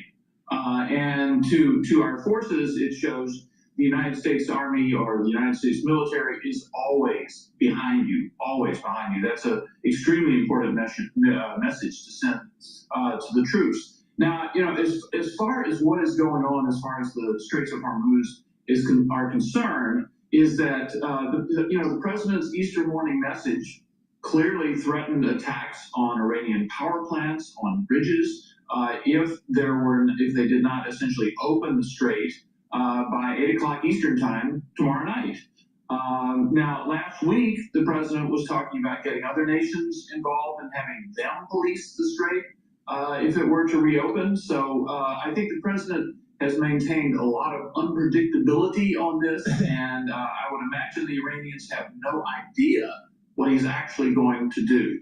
Well, and he certainly was direct and straightforward in his social media post yesterday. But you talk about messaging, Byron. I think that's such an interesting thing. What message do you think this sends to NATO? Because you talk about other countries being involved, and I thought Ari Fleischer had a really poignant post yesterday talking about that NATO may never be the same. It was a lengthy list, but he's basically laying out the fact that NATO will never be the same because the Western countries, Italy, Spain, France, they have not owned up to their obligations under NATO, while the Eastern side certainly has, with Poland being the only one that spends more money than the U.S. on their GDP defense. Yeah, this his posts, Ari's post, set off a number of arguments, but clearly what he was saying is that some of the Western European NATO countries, France, Spain, the United Kingdom, by their initial refusal to cooperate with the United States in this, had really set a terrible precedent for themselves. And here again, President Trump was not asking them to send troops. He was not asking them to engage in attacks. He was asking for overflight rights and the right to use air bases, which the United States basically finances anyway. And yet those nations refused even that level of cooperation. And what Ari Fleischer was doing was contrasting those nations with the nations in Eastern Europe, which in the much more recent years had experienced Soviet domination and knew what it is like to have an enemy very close to you, and their cooperation with the United States. So what Fleischer was saying is there could be big changes coming in NATO, a shift in power, some sort of change, but something is going on in NATO. We may learn more from the president himself at that 1 p.m. press conference today. Byron York, thank you for taking time. Thank you, Griff. Be sure to like and subscribe for all the Fox News All right, latest. before we go to the next video, please go to my store, the-studio-reykjavik.com, and get the ashwagandha root. Ashwagandha root will help to bring down cortisol levels and help to control blood glucose levels. That's really important. That's going to help boost up your immune system and also help with your cardiovascular system. And like I've been saying, by improving your cardiovascular system, you're also helping with your brain function. So please go to my store, the-studio-reykjavik.com, get the ashwagandha root. Now, lignans. Lignans will help to bring down inflammation, soak up free radicals. And when you do that, you're helping your cardiovascular system, your endocrine system, your immune system, your brain function, because you're bringing down inflammation. A lot of people don't realize that with the ashwagandha root, by bringing down elevated cortisol levels that are chronically elevated, you're helping the brain function, because cortisol that's elevated chronically will destroy tissue. Well, you don't want that, all right? Plus, high glucose levels causes inflammation. Well, you want to control that with the ashwagandha root. So this is the reason why you want to stack these together. Lignans will soak up those free radicals and bring down inflammation. That's going to help with the immune system and the endocrine system, the cardiovascular system. They'll even help with your joint health. But brain function too. Stack them together to slow down the aging process. I just gave you the formula, right, to slow down aging. But a lot of people, what they do is they don't pay attention, they don't buy the supplements, they don't take it regularly, and don't be surprised that you're on medication. And when you're on medication, guess what? You have side effects, and it costs you more money, and you won't have you won't have the vitality that you should have. My protocol works. Slow down the aging process. Now, please go to my store, get the ashwagandha root, get the lignans, stack them together. They also stack really well with the turmeric, which also soaks up free radicals and brings down inflammation. And you get all these different systems will start to perform better. So please go to my store, the-studio-reykjavik.com. Use discount 5, all caps, discount 5, and you get $5 off any order. All right. Now what I want to see here is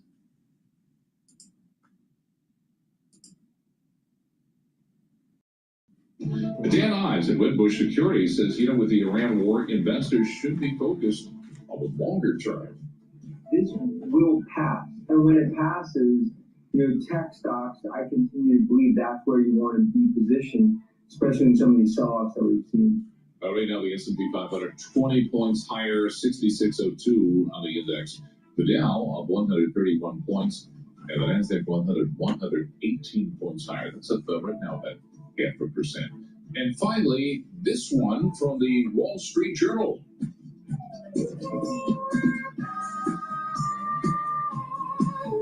Apparently, people are reporting financial.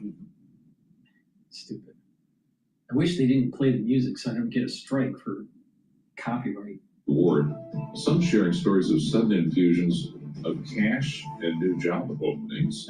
The song streams have surged, the number of streams in the U.S. increasing tenfold in the first half of March. Some users claim that listening to this song has brought them abundance and good fortune. I was listening to this song when I was filling out my bracket. Oh yeah, that explains it explains. We check the markets and other stuff right here on Bloomberg Radio all day long. I'm John Tucker, and that's your Bloomberg Business Flash. Scroll and pull. All right, thank you so much, John Tucker. We have a new headline here. It's a red head, as we call it in the Bloomberg News world. Iran rejecting ceasefire, demands permanent end to the war. This is according to the official IRNA news agency. So as we have been hearing reports of countries like Pakistan, Egypt, and Turkey helping to push for a 45-day ceasefire with Iran.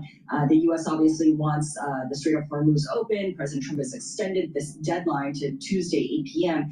Iran has made clear that it wants a definitive end to the war rather than merely a pause, whether it's for 45 days or shorter or longer. It wants a permanent end. Let's bring in Gautam Mukunda. He's a lecturer at the Yale School of Management and Bloomberg opinion contributor, joining us right now from Boston. And Gautam, I think this kind of makes the point for you that you have had all along here, which is there is a fundamental mismatch in a lot of what we're seeing as the Iran war enters its sixth week. U.S. operational capabilities and the U.S. strategy and goals for this conflict, and now what Iran and the U.S. seem to want when it comes to resolving this conflict. Talk us through what you think about this new headline we just told you about. Right. So it's completely unsurprising because let's set out exactly what's happening here. Is the United States and Israel are attempting to coerce Iran into, in the United States' case, primarily first opening the Strait of Hormuz. We've seemed to have stopped talking about regime change. And in Israel's case, it's not entirely clear, but what the Israeli press is reporting is they basically seem to be pushing for a failed state, or essentially the collapse of the Iranian government. From the Iranians' perspective, what they're sort of saying is, hey, let's say we get a ceasefire, the Israelis and the Americans could just do this again in 6 months. The only tool we have to push back against them is the Strait of Hormuz. Why would we give up control of the Strait just to buy 6 months of peace when this could just happen all over again with six months from now? This doesn't make any sense, right? The United States is attempting to coerce the Iranians essentially into committing suicide because they're not going to give up their only tool of protection against American and Israeli strikes. I don't see how this is going to change.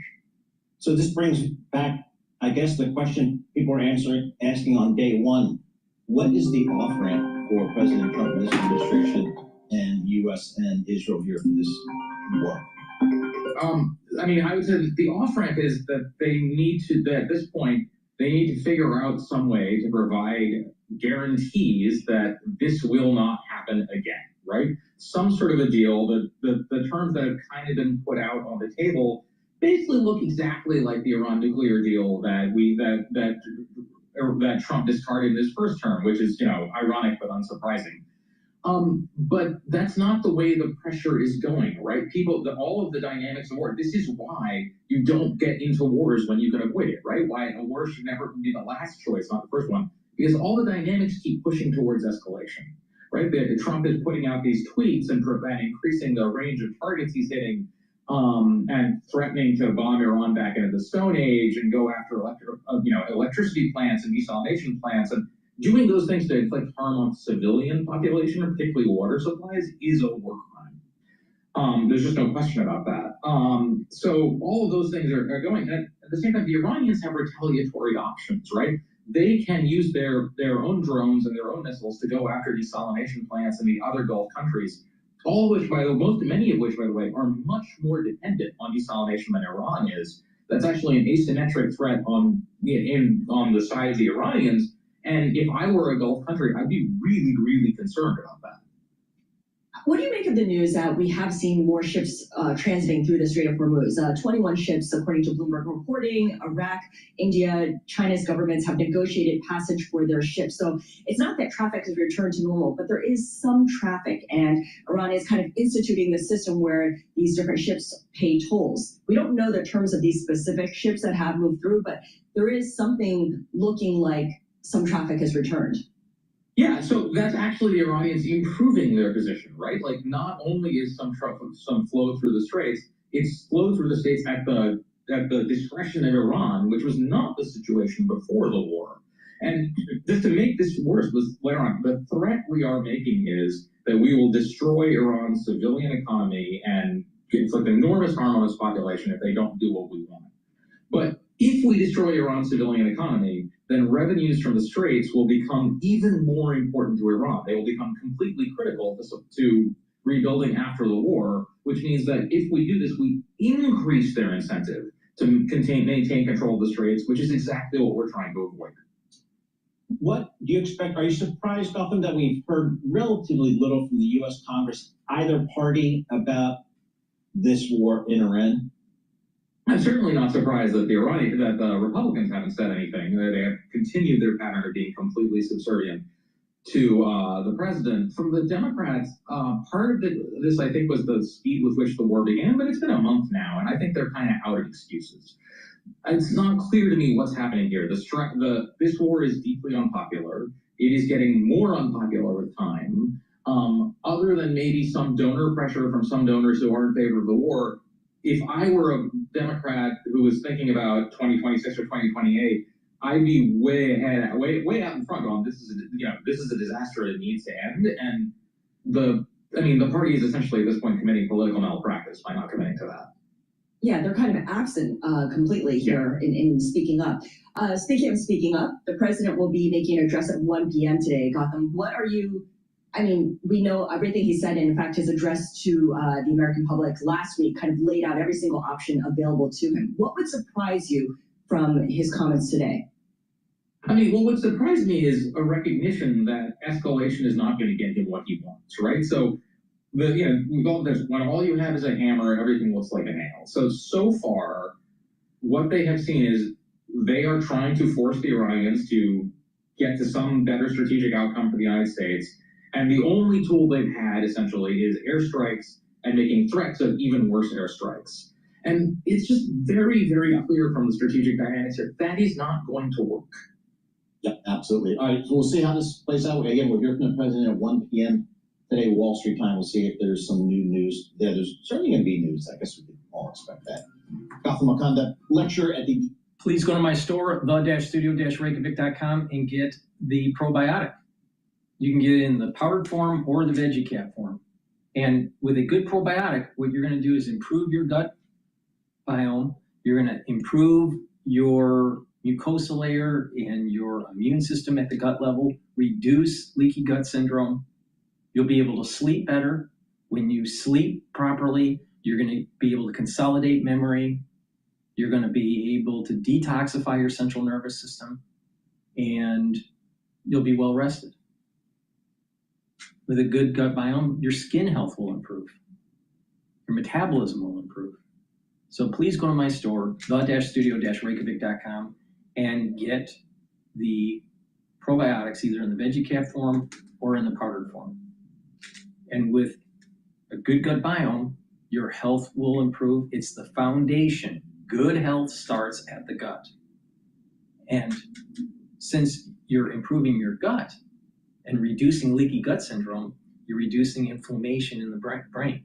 Because with toxins and particles that are in the bloodstream that cause inflammation, it can lead to the blood-brain barrier to leak and therefore cause inflammation at the brain level. So a lot of people don't realize that good gut health actually improves brain function because you're reducing that inflammation at the vascular level, and therefore your blood-brain barrier is going to be improved.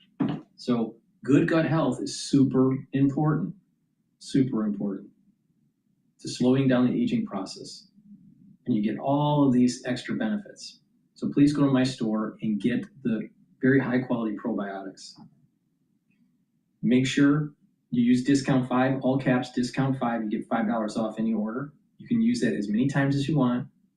I want you to save some money. Get these products in your hands, use them to slow down the aging process. All right?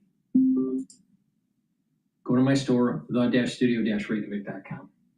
All right. let's listen into Al Jazeera here and what's going on. You know, as we approach 1 o'clock, it's going to.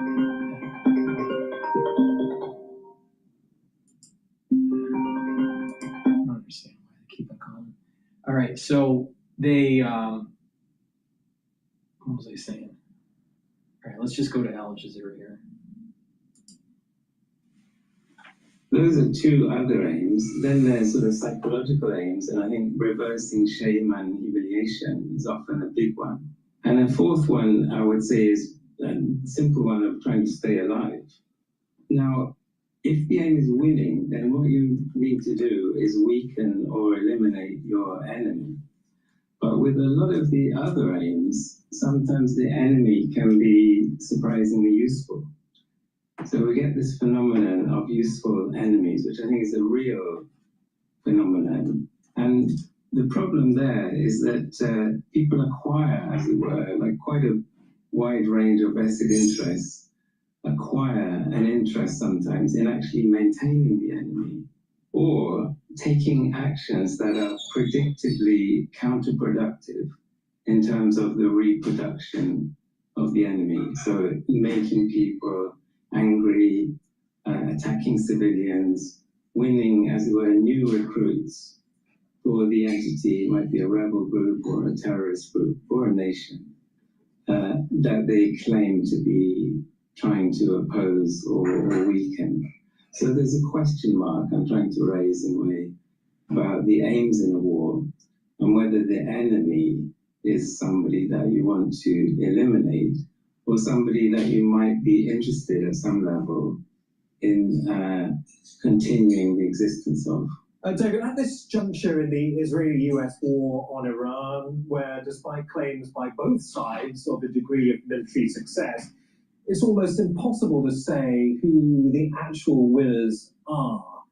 But given your focus on how you frame world conflicts, I wonder whether it's possible to ask who benefits from this tension the most without potentially the need for an absolute victory. Yeah, I mean, I think this is an interesting and complicated question. You know, one of the things that we can observe, and this is, I think, very common in wars, is that even when there hasn't really been a convincing victory by any party, you know, a number of different parties find reasons to claim that they have registered a success in the war. You know, and Trump, I think, awarded himself 15 out of 10 for his success in the war. Israel obviously would claim some security benefits. Iran can point to its ability to retaliate and so on. But I think if you can claim success, then that is kind of a political benefit in itself.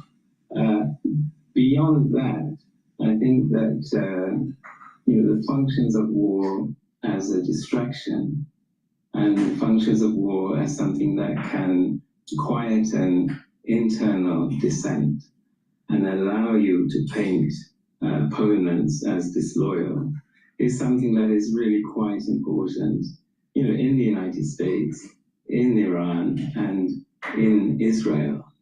And I think there are elements, for example, of the Revolutionary Guards in Iran, you know, that have an interest in the continuation of sanctions, that have an interest in the continuation of international tension, pointing to common enemies, labeling dissenters as disloyal, and so on.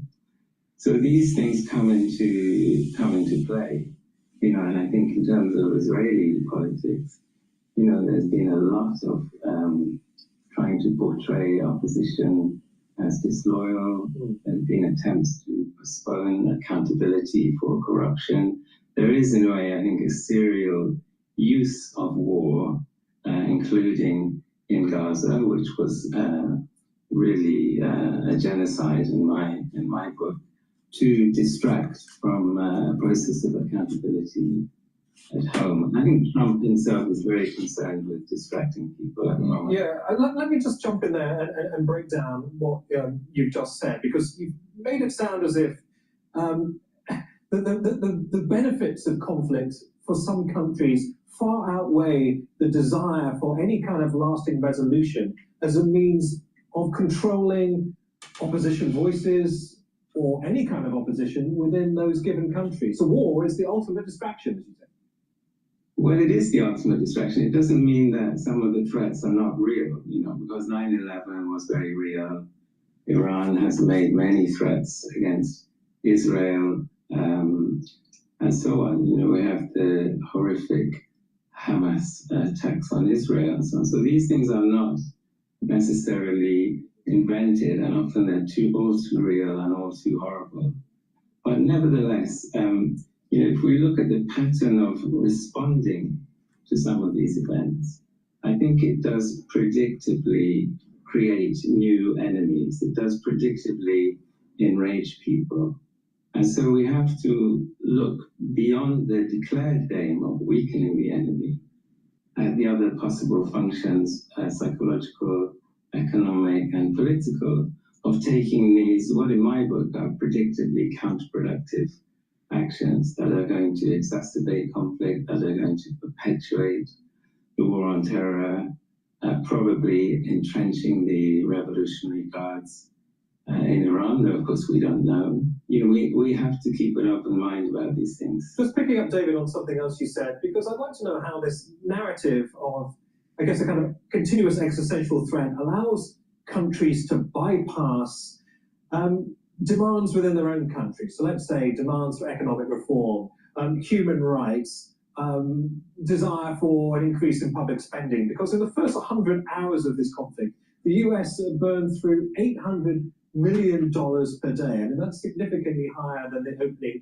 of the Iraq or Afghanistan wars. I mean, that's money that could have been spent on housing, on education, on healthcare in the United States, but it's been funneled into the war coffers. Yeah, and I actually thought, during Trump's first administration, the one sort of good thing about him was that he seemed to be relatively reluctant to launch international wars, and he had a whole critique of the neoconservatives and the way that, a lot of the elements of the war on terror, the waste of money, the waste of lives, and so on, that involved. And that to me was one really relatively convincing part of his campaign, but he now seems to have radically departed from that. And of course, Trump loves freedom. I mean, he loves his own freedom and the ability to change his mind, to set the agenda.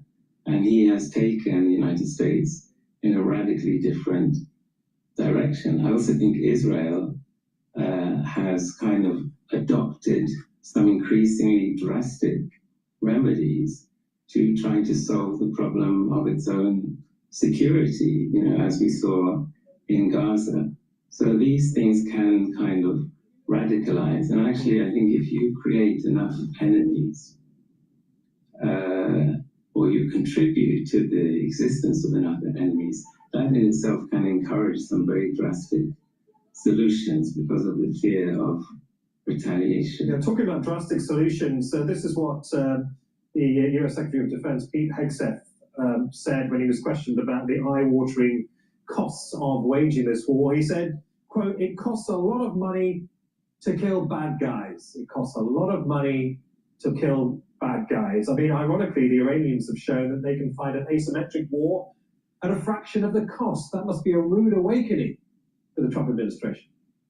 Yeah, I think the Iranian regime has been quite clever in promoting influence in places like Syria, in Lebanon, and so on, at a fairly low cost.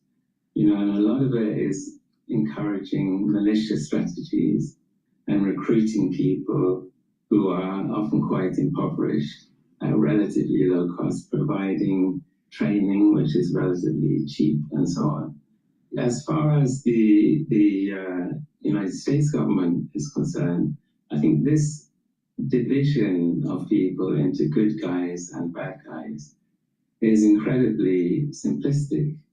And it goes back at least as far as the Vietnam War, And the idea there, as you know, was if we can just kill enough bad guys, kill enough Viet Cong, then this is going to solve the problem of Vietnam. But, we know that the mass bombing of Vietnam created a huge number of additional recruits to the Viet Cong. So those tactics don't work, and you have to think. Well, the thing is that he needs to take a page out of history and understand that the South Vietnamese was half-hearted in actually fighting in the war.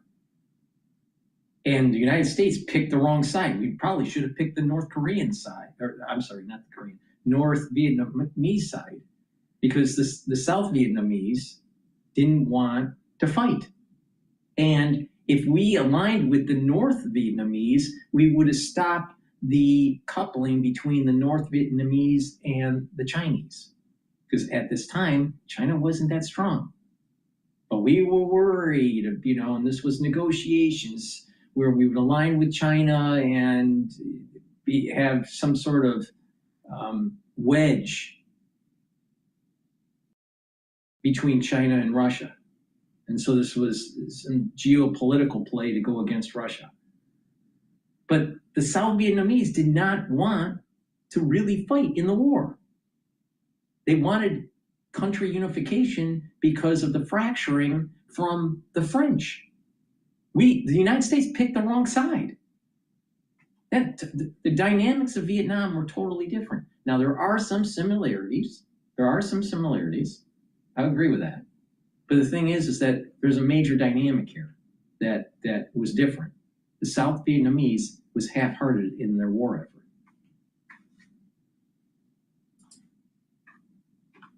It was ability to get around them.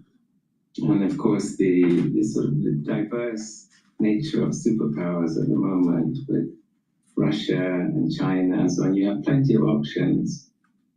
And you can go outside the dollar-based system. This is part of the reason why so many people want gold at the moment. Let me try and these sanctions. Let me try and distill this then, because this is written in the Paper Soldier book that was, I think, published in 2023. I read it 2 years ago, a year ago, 2 years ago. Very good. But the thing is that the United States has overplayed their hegemonic power, especially in the interbank commerce and the ability to sanction countries and cut them off of the global trade. And so it produced the desire for trade blocs to amalgamate, like the BRICS. But the thing is that as the United States starts exercising their hegemonic power in some of these regions, that what happens is that they start to these regional economic unions start to break apart. India at times aligns with the BRICS, at times it doesn't. Russia has been actually moving away from the BRICS, not towards the BRICS. So, and then China, they want to circumvent the United States, and they're still in the whole BRICS system. But to say the BRICS are gaining momentum or usage in the international world, that's just false. It's not. Now, that doesn't mean that everything's all lily white in terms of the petrodollar. It's not. And I do think that the United States has overplayed their sanction game and using the dollar as a weapon. Now, certain countries are aligning with them to a gold-based system. They have more gold. Now, that does move them away from the petrodollar. That's true. But if you take a look at a 10-year average, the United States dollar is very strong. It's not weak. So these people are saying, oh, the dollar's weakening, and no, it's not. Well, what it's off of its all-time highs, so you have to remember the COVID years, everyone was moving into the dollar, not into the BRICS. And that was during heavy sanctions on many countries, such as Iran. All right. So, the dollar is mean reverting to a historical average. The dollar is very strong still.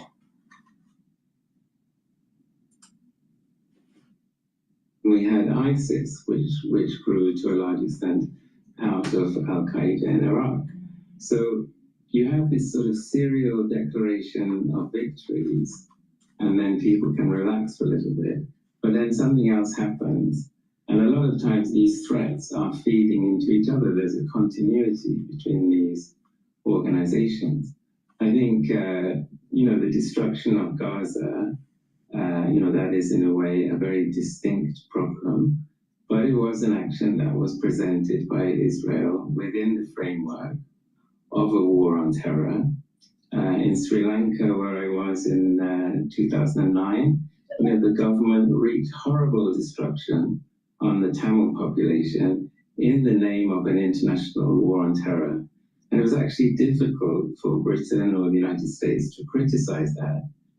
When they themselves were detaining people indefinitely, they themselves had the language of the war on terror, and we need to be ruthless. We need to suspend liberty to a certain extent in the interest of security. Specifically on the language used around the war on terror, I guess a very seismic symbolic shift at least came with the rebranding of the Secretary of Defense to the Secretary of War, the Defense Department to the War Department, because that signals almost a kind of move away from more of a reactive war on terror to a US administration that sought to project power, to pursue a peace through strength, I think is the words used by Pete Hegseth. So what's wrong with that? What is wrong with using your hegemonic power?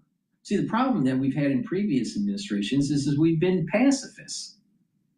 The problem with, quote, modern philosophy, a postmodernism philosophy, is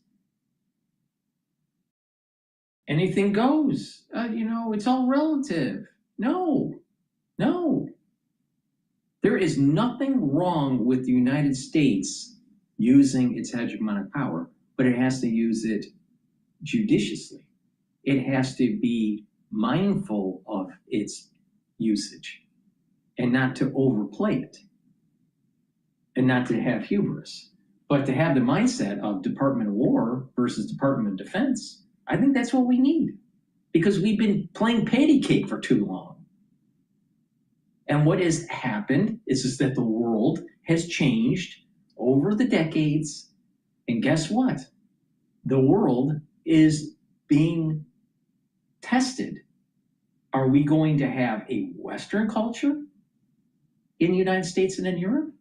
Or are we going to have a Middle Eastern culture in the United States and Europe? Which one is it going to be?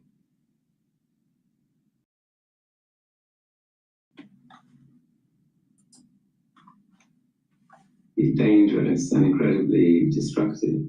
So I do think there's a shamelessness about what's going on, and that thing you mentioned about relabeling as a Department of War.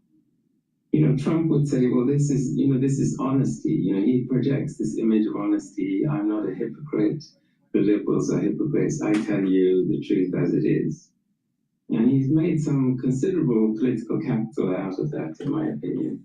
But it's also a very frightening turn. David, talking about political capital, we've talked about the big powers. I'd like to talk about the small powers, if I may, because I wonder if the rise of non-state actors, Hezbollah in Lebanon, the Houthis in Yemen, whether they fit into this frame as well. Because I want to know if they are motivated by the same impulses that perhaps Iran or the United States may be for their own ends. How does your approach to this work when war is being waged by smaller paramilitary networks? Okay, some see Hezbollah as being almost a kind of mini franchise of Iran in the same way that you would view the branch of a bank internationally. But is that a wrong way of looking at this? Well, I think a lot of these non-state actors, they do very often have state backers, and we've seen it with Hezbollah, we've seen it with the Rapid Support Forces and the UAE in Sudan. So we can't sort of regard them simply as non-state actors. I think that, in the case of Hezbollah in Lebanon, there has been quite a strong effort from the Lebanese government to weaken Hezbollah. And that's something that can potentially, I think, bear a lot of fruit. And then when Israel comes in and starts bombing Lebanon and displacing, as I understand it, 1 million people,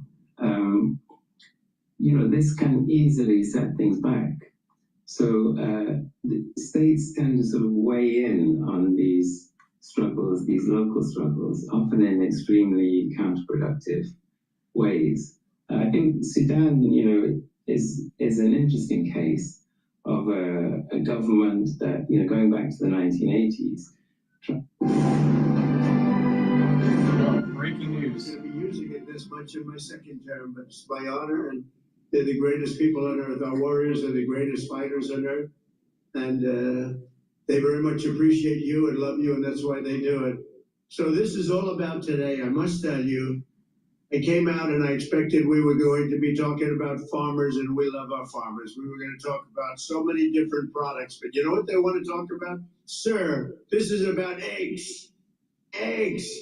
Because we have the egg farmers of the entire country here, and they are unbelievable. And if you remember, when I first got elected, my first news conference with the fake news, a lot of fake news here today, but I had a news conference, and the first question, what are you going to do about eggs, sir?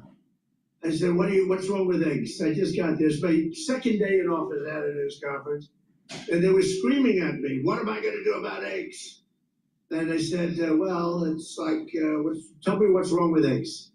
The price was so high. It was 4 times higher than it was a year before. I said, well, that sounds like a problem. Let me think about it. And Brooke Rollins, our great Secretary of Agriculture, she got involved. We all got involved. They didn't want me, as you know, just last year, it's hard to believe, they didn't want me to order eggs for the Easter egg roll, the Easter egg hunt that we have here every year. They wanted me to use plastic. I said, I'm not using plastic. We'll get it solved. And within a short period of time, eggs came down. They came down 40%, 50%. And by the time we got there, we had so many eggs, we didn't know what to do with them. And today we have more than 40,000 eggs supplied by all of the great egg farmers that are with us. So eggs is a big thing, and it was a big thing to our great First Lady, who's here someplace. Let's see. I think this is our First Lady. What do you think of our First Lady? She's a movie star. I don't know. Do we call her First Lady or a movie star? She has the biggest movie. Can you believe this? And she deserves it. Would you like to say a couple of words to your friends? Happy Easter Monday. I hope you enjoy this beautiful day. We are celebrating a very special Easter egg roll this year because it's 250th birthday of this beautiful nation. Enjoy it, and I hope you have a wonderful day. Thanks. Thank you. And she worked very hard with her staff and the staff of the White House on really just. Eric, I'll give you the mic just in a few minutes here. Please wait. Gets better every time, right? Gets better every time. You notice the fencing is all brand new.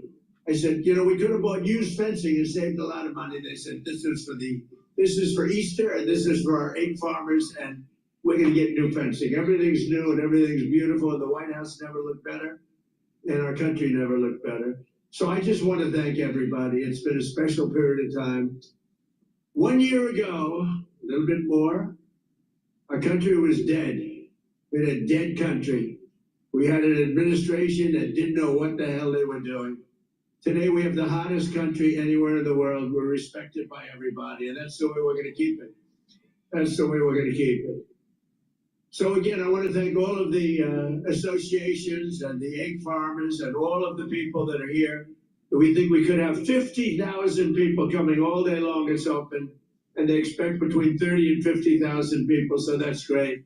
And most importantly, I want to just say Happy Easter and God bless America. We have the greatest country on earth. God bless you all. You're very. Hello. You're live. Eric, are you there? Can't hear you. Okay, I was muted. Oh, okay. Yeah, thanks for. Was his speech live from today? Because I know he spoke today, or was this from yesterday? He was speaking about Easter. My understanding is that was from Al Jazeera. I thought it was live, but maybe it was yesterday. They stopped their broadcast and then went right to the White House, so I'm not sure. So okay, I thought it was a live. On the calendar says President Trump is speaking today. It's 10 a.m. though. Right. No, he's definitely going to be talking at 1 o'clock. He's definitely going to be talking at 1 o'clock, and that's probably going to move markets big time. But he's also right now he's taking questions. He's taking questions from the audience, the reporters right now on Bloomberg as we're speaking. So this is live. What he just said was live. Oh, okay. So you're speaking of Easter, but that's still Easter week, I guess. Yeah. Well, the thing is that because of everything that was going on with the search and rescue, I think they postponed what was going to happen at the White House on Sunday. Okay. Well, sounds good. Thanks for keeping me updated. Yeah, I just wanted to join the live. I saw that something was going on with your channel, and then I guess it's just us right now, huh? Right. Well, I have a lot of different modalities for broadcasting. People can watch on Rumble or YouTube on my website, the-studio-reykjavik.com, and then on X Spaces. X Spaces is used for people that want to call in or just want to listen in if they're at work or whatever. So I have a lot of different ways for people. So we have more people that are tied to us listening. It's just not in X Spaces. Okay. What's your Rumble channel? My Rumble channel, well, that Rumble channel, the links are on my pinned. You should be able to get to my pin on X and take a look at all the different channels that I have. I have YouTube, Brighteon, Bitchute, and Rumble. I have 2, 3, 4, 5, 6. I have 6 YouTube channels. There's a lot of different channels that this thing's streaming on. Oh, okay. Yeah, so all you have to do is just click one of my videos and you get all the links to all the different. All right. And I have like 2 different X channels. I have GETTR, I have TikTok, Substack, a lot of different ways to consume my content. But I greatly appreciate you asking for the mic. But whenever you want to ask a question or whatever, just ask for the mic and just you're live on the show. All right, thanks, Dr. Paul. Good talking to you. Yep. We'll stay in touch. Yep. I'll be around. I gotta run out too and do some work around the house here. All right. You have a good day. Bye bye. Thanks, you too. Bye. Okay, so what we're doing here right now for the market is the S&P 500 is trading at 6,595. So we're below that 6,600's resistance level. So it's really important that we get above 6,600 today for equities to try to march upward. And oil is trading at $112 a barrel. Natural gas is trading at 2.829. Markets are walking, quote, on eggshells because we don't know what Trump's going to say at 1 p.m. It's going to be big news, so we're just going to have to wait it out. So let's listen into Al Jazeera talking about the economic blow to Tehran. energy sites across the region, including Qatar's Ras Laffan facility. Well, South Pars forms part of a 9,700 square kilometre gas field, the largest on Earth, jointly held by Iran and Qatar. For Iran, South Pars is the backbone of its energy supply, meeting around 80% of the country's domestic natural gas demand. Stretching beneath the Gulf, the field is divided. Roughly 1/3 lies within Iran's territory as South Pars, while the larger share extends into Qatari waters, known as the North Dome Field. Well, we are live in Dubai, Ramallah in the occupied West Bank, the White House and Tehran. Let's begin with Ali Hashem in the Iranian capital. Good to see you, Ali. So Iran, we understand, responding to Pakistan's ceasefire initiative. What more do we know?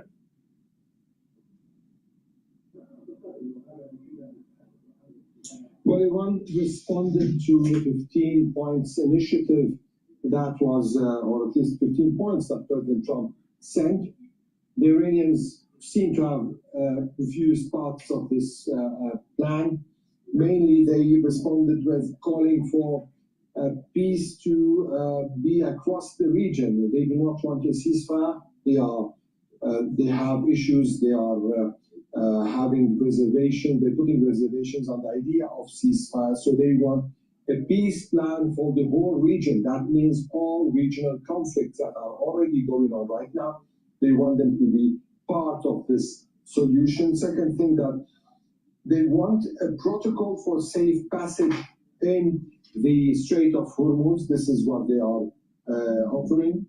Also, clearly, they're saying that based on previous experiences with the United States, they cannot accept a ceasefire. That's why they want something comprehensive and completely different. This is what the Iranians are putting now on the table. How, with the other side, how President Trump is going to deal with this is going to be the big question. All right, Ali, back with you in a second. Let's now speak to our White House correspondent, Kimberly Hackett, look at this in more detail with you, Kimberly. So, confirmation the Iranians are engaging in diplomatic efforts with terms of their own. We talked previously about dual-track diplomacy coming from the US, so issuing threats while apparently engaging in talks. Can you shed some light on where we are right now when it comes to the US stance? Well, it still is a dual track. What we know is that the vice president, along with Middle East envoys Witkoff and Kushner, and also the Secretary of State, but for the most part, the vice president has been leading these discussions and these back channel discussions with intermediaries. But the bottom line is that there has been no signature from the U.S. president on any deal that would lead to a 45-day ceasefire, because as you point out, the U.S. As this news is breaking, with Trump saying Iran's proposal is significant but not good enough, oil is starting to go up. Now we're trading at $112 a barrel, and the ETF UCO, which is the 3 times leveraged ETF for longing oil futures, is now trading at 40.53. Also, natural gas is ticking upward. It's now at 2.833. With these threats and that looming deadline of Tuesday, 8 p.m. at Washington time, for there to be some sort of agreement that would not only halt hostilities, but also reopen the Strait of Hormuz. In fact, the U.S. president continuing that maximum pressure in order to get Iran to comply, saying he will, quote, blow up the whole country if a deal's not reached. Now, the U.S. president is expected to have a 17 GMT press conference today where he'll be talking about the rescue of the second airman from that F-15E, a story that Al Jazeera English broke on Saturday evening. We're going to hear from the president and hopefully also get some clarity on where things stand, not only on the discussions, but also on whether or not he really is firm about this deadline, given the fact that the U.S. president has issued deadlines to reopen the strait before, only to extend them. Thanks, Kimberly. Back with Ali Hashem in Tehran. Ali, so as Kimberly was saying there, dual track diplomacy is happening right now, so the threat of violence coupled with the potential for talks. We have seen the threat of violence become a reality in Iran in the past 24 hours, particularly when it comes to the targeting of the South Pars facility by Israeli forces. What more are you learning on that? Well, the attack on South Pars comes as the attacks on other infrastructure is going on. We saw attacks on universities on South Pars, which is actually a strategic field for the Iranians, and given the precedents, this is going to trigger a retaliation that is going to overcomplicate the whole situation. We've seen attacks on pharmaceutical factories. We've seen attacks on chemical factories. We've seen attacks on universities today. The University of Sharif, that's described by the Iranian foreign minister as the MIT of Iran yesterday. University of Ph.D. day before on Al-Musana'at and others and others and others. So what we are seeing currently is a kind of a deliberate attacking of the infrastructure, science infrastructure. And because they're attacking the petrochemical the industry in Iran, the bridges, the polytechnic universities, it seems to me that we are knocking out infrastructure for a ground invasion. And Trump has already made the decision to do the ground invasion. Please go to my store, the-studio-reykjavik.com, and get the magnesium and zinc. This will help to boost up your immune system and help with brain function. Super important, like I've been saying throughout this broadcast. Vitamin C and magnesium helps with your skin health, also boosts up your immune system and helps with brain function. Super important. Stack them together for the max benefit, magnesium and zinc, and vitamin C and magnesium. A lot of people don't realize you're probably deficient in magnesium in terms of slowing down the aging process, all right? A lot of people will look at, well, maybe they're not deficient in certain vitamins based on the FDA, recommendation. That's not the point. The point is, are you deficient on vitamins not based on the recommendation of the FDA? Are you deficient on vitamins in terms of slowing down the aging process? And most people are. So please go to my store, the-studio-reykjavik.com. Get the magnesium, boost up that brain health. It's super important. Most people are not consuming enough magnesium in their diet to be able to slow down the aging process of the brain and to provide neuroprotection. Use discount 5, you get $5 off any order. Please go to my store, the-studio-reykjavik.com. That are targeted are not cleared for publication, or that clearance is delayed. Like recently in Rishon LeZion, a building was heavily damaged. There was a crater in the road next to it, and almost 24 hours later, the military censor cleared for publication that was in fact a drone factory. So for now, what we know is that there is damage all across Israeli territory. A lot of it is focused on the center, and that's because most Israelis live in that area, but also importantly, there are very strategic military assets there, military bases. For the ones that are watching the telemetry of the market, you can see that the future CL, which is the futures for oil, WTI, it's ticking up. It's trading at 112.38, and the UCO is now at 40.51. So as we're approaching that 1 o'clock mark with Trump and with this news with Iran, and it's not this peace agreement is not good enough, it's looking like that we're going to hit Iran some more, and the futures price is moving upward. Related to Israel's capacity to intercept, but also the kinds of missiles that are being used by Iran. Nora de Ramah, thank you. was going to say, Mr. Ravi, he's live in Dubai, monitoring developments across the GCC region. And Zain, I mean, last time we had an attack on South Pars. Actually, Zain, we're going to pause this conversation and go straight to Donald Trump. The one, they are both recovering very well. They were both injured, and they're doing well.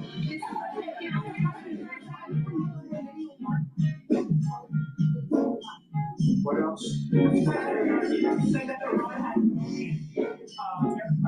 I'm going to have to, because of the background noise while they're interviewing Trump, it's the recording, the way I do the recording here, you're probably not going to be able to hear it very well.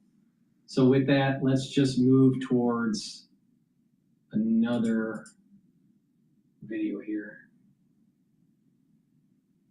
This was the BBC 34 minutes ago. He has repeated now to target Iranian energy and transport infrastructure if Tehran doesn't open the Strait of Hormuz. This is what Donald Trump posted on Truth Social, and we have blanked out a swear word. He said Tuesday will be Power Plant Day and Bridge Day all wrapped up in one. In Iran, there will be nothing like it.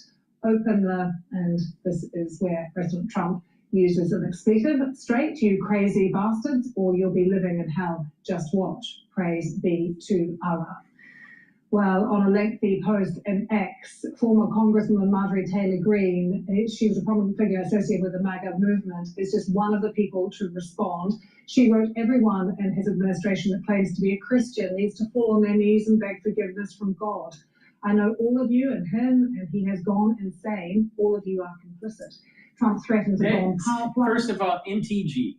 Here's a classic example that proves Nietzsche's point. Nietzsche, the philosopher, if you want a little bit of background on different philosophies between Machiavelli all the way to Nietzsche, get this book. It's really good. It was published this year, I think it was. Let's see. I think it was this year.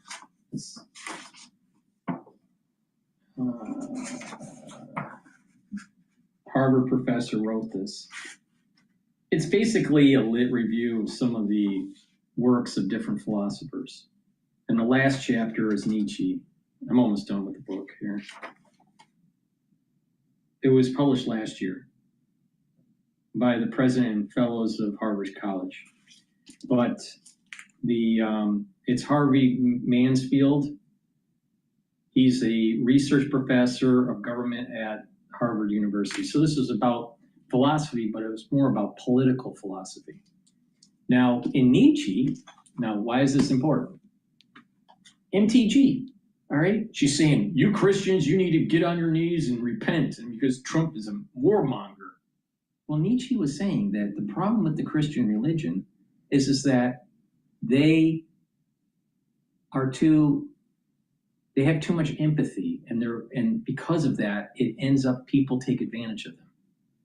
Now, he had different moralities. He had the master morality, the slave morality, and the priest morality.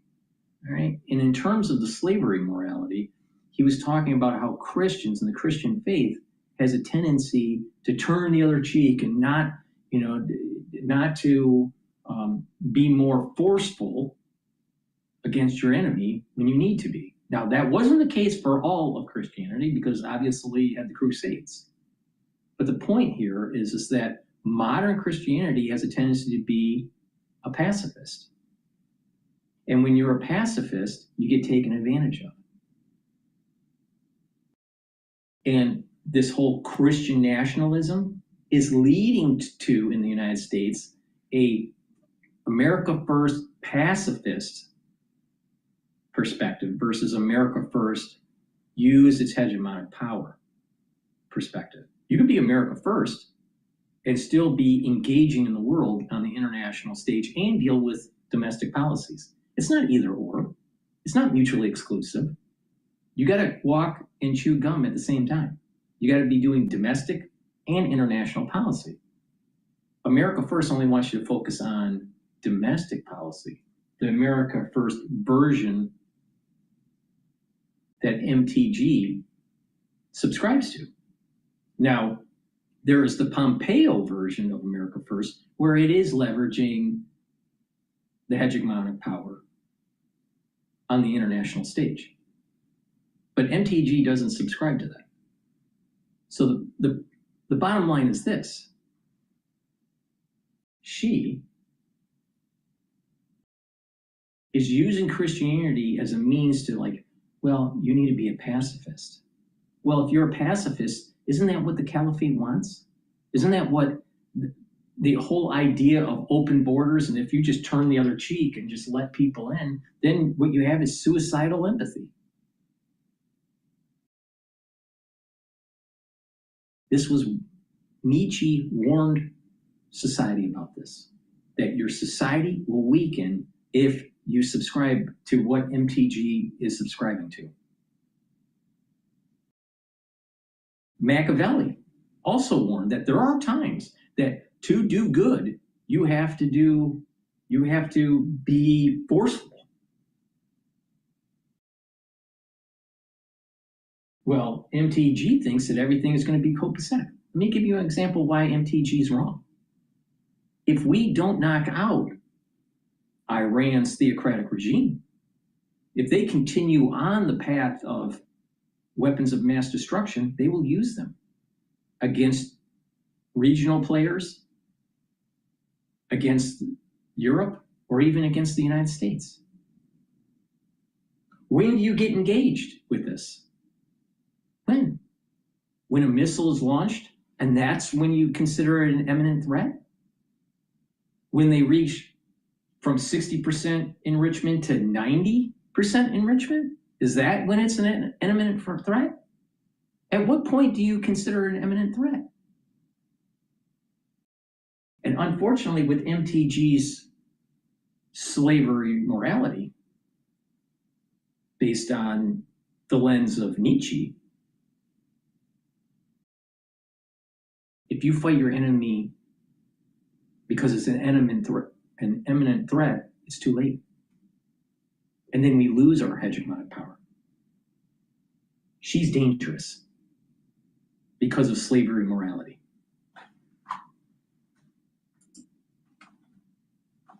Bridges hurts the Iranian people, the very people that Trump claims that he was freeing. We've seen some trolling of the president as well from Iranian embassies around the world. Reacting to that post, have a look at what some of them have been saying. This is the embassy in South Africa, who said, seriously, think about the 25th Amendment, Section 4. That's a reference to the constitutional provision which allows for the vice president and the majority of cabinet to declare the president unfit for office. So if you fight the enemy, you call them bad names. If you swear, you must be insane. No, he's talking military. He's not swearing. He's just talking military. Have you ever been around people behind the scenes that are in the military?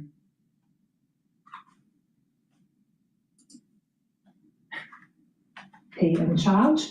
The Iranian embassy in Austria said POTUS has stooped to an unprecedented level of begging, laced with bitter, hollow rudeness and threats. The desperation is almost palpable, dripping from every syllable. Take it easy, tiger, keep your cool, wrote the Iran embassy in Bulgaria. And in the UK, the Iranian embassy quoting the proverb, it is better to keep your mouth closed and let people think you're a fool than to open it and remove all doubt. And finally, in India. Well, I wonder what they're going to say when we actually blow up their infrastructure and actually have ground forces. You know, the reality of the situation is that the United States needs to knock out Iran's theocratic regime because they're out of control and crazy. You think Trump is crazy? Just listen to the Ayatollah for the last 47 years and what they wanted to do to the United States and Israel. And not only that, to Sunni Islam, because the Ayatollah is Shia Islam. The Ayatollah is crazy. They literally believe that it's their right to set the world on fire. Now the question is, what does setting on fire mean? Is it nuclear? I have a tendency to think that it's actually a fever, and that when everybody gets a fever, that means that a pathogen was spread. And biological warfare has extremely low barriers of entry. So the point here is that we have to solve the problem. We can't keep on kicking the can down the road. Please go to my store, the-studio-reykjavik.com. Get the structural nano silver soaps. You can get it in lemongrass and also in peppermint. I have those two in stock right now. Get a few bars for your household. These are very good for your skin and for the pores of your skin. Use it every day. It also helps to neutralize. That's super important, especially during the cold season. So please go to my store. Make sure you stock up on the structural nano silver soaps. Use discount 5 and you get $5 off any order. Get a few products. Use these products every day and you're going to actually improve your health and wellness. Let's continue on how bad Trump must be.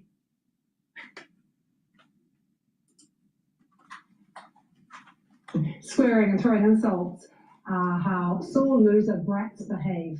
Get a grip on yourself, old man. Let's speak to Liz Goodwin, Congress reporter at Washington Post. Liz, I'm not sure if you heard all of those bits of trolling from Iranian embassies right around the world, and I did bring our viewers that one comment that we've had from Marjorie Taylor Greene. But give us a more broader sense of what reaction there's been to that Truth Social post. A lot of the reaction you're seeing among Republican lawmakers is still happening in private. There's a feeling that, contradicting the president during wartime is not a good look. A lot of Republican lawmakers and Democratic lawmakers really don't like Iran, don't want to be seen as defending Iran even in this moment. But I think the questions around Trump's strategy, the way he's handling this conflict, especially as gas prices continue to rise, are peeking out to the surface more from, Marjorie Taylor Greene. She's now out of Congress. She's free to say these things openly. But you're seeing some more lawmakers question this. So we had Senator John Curtis say earlier this week that he thinks Congress would need to vote to authorize this war if it keeps dragging on. Initially, Trump said this would be a matter of weeks, 4 weeks maybe. Now, we're well past that date. And then you also have another moderate Congressman, Mike Lawler, who was saying that he also believes Congress needs to take back some of its authority now, even though he's not criticizing directly the actual war at this point. Liz, did the president get a bit of a bump, though, after the successful rescue of these airmen who were downed in Iran?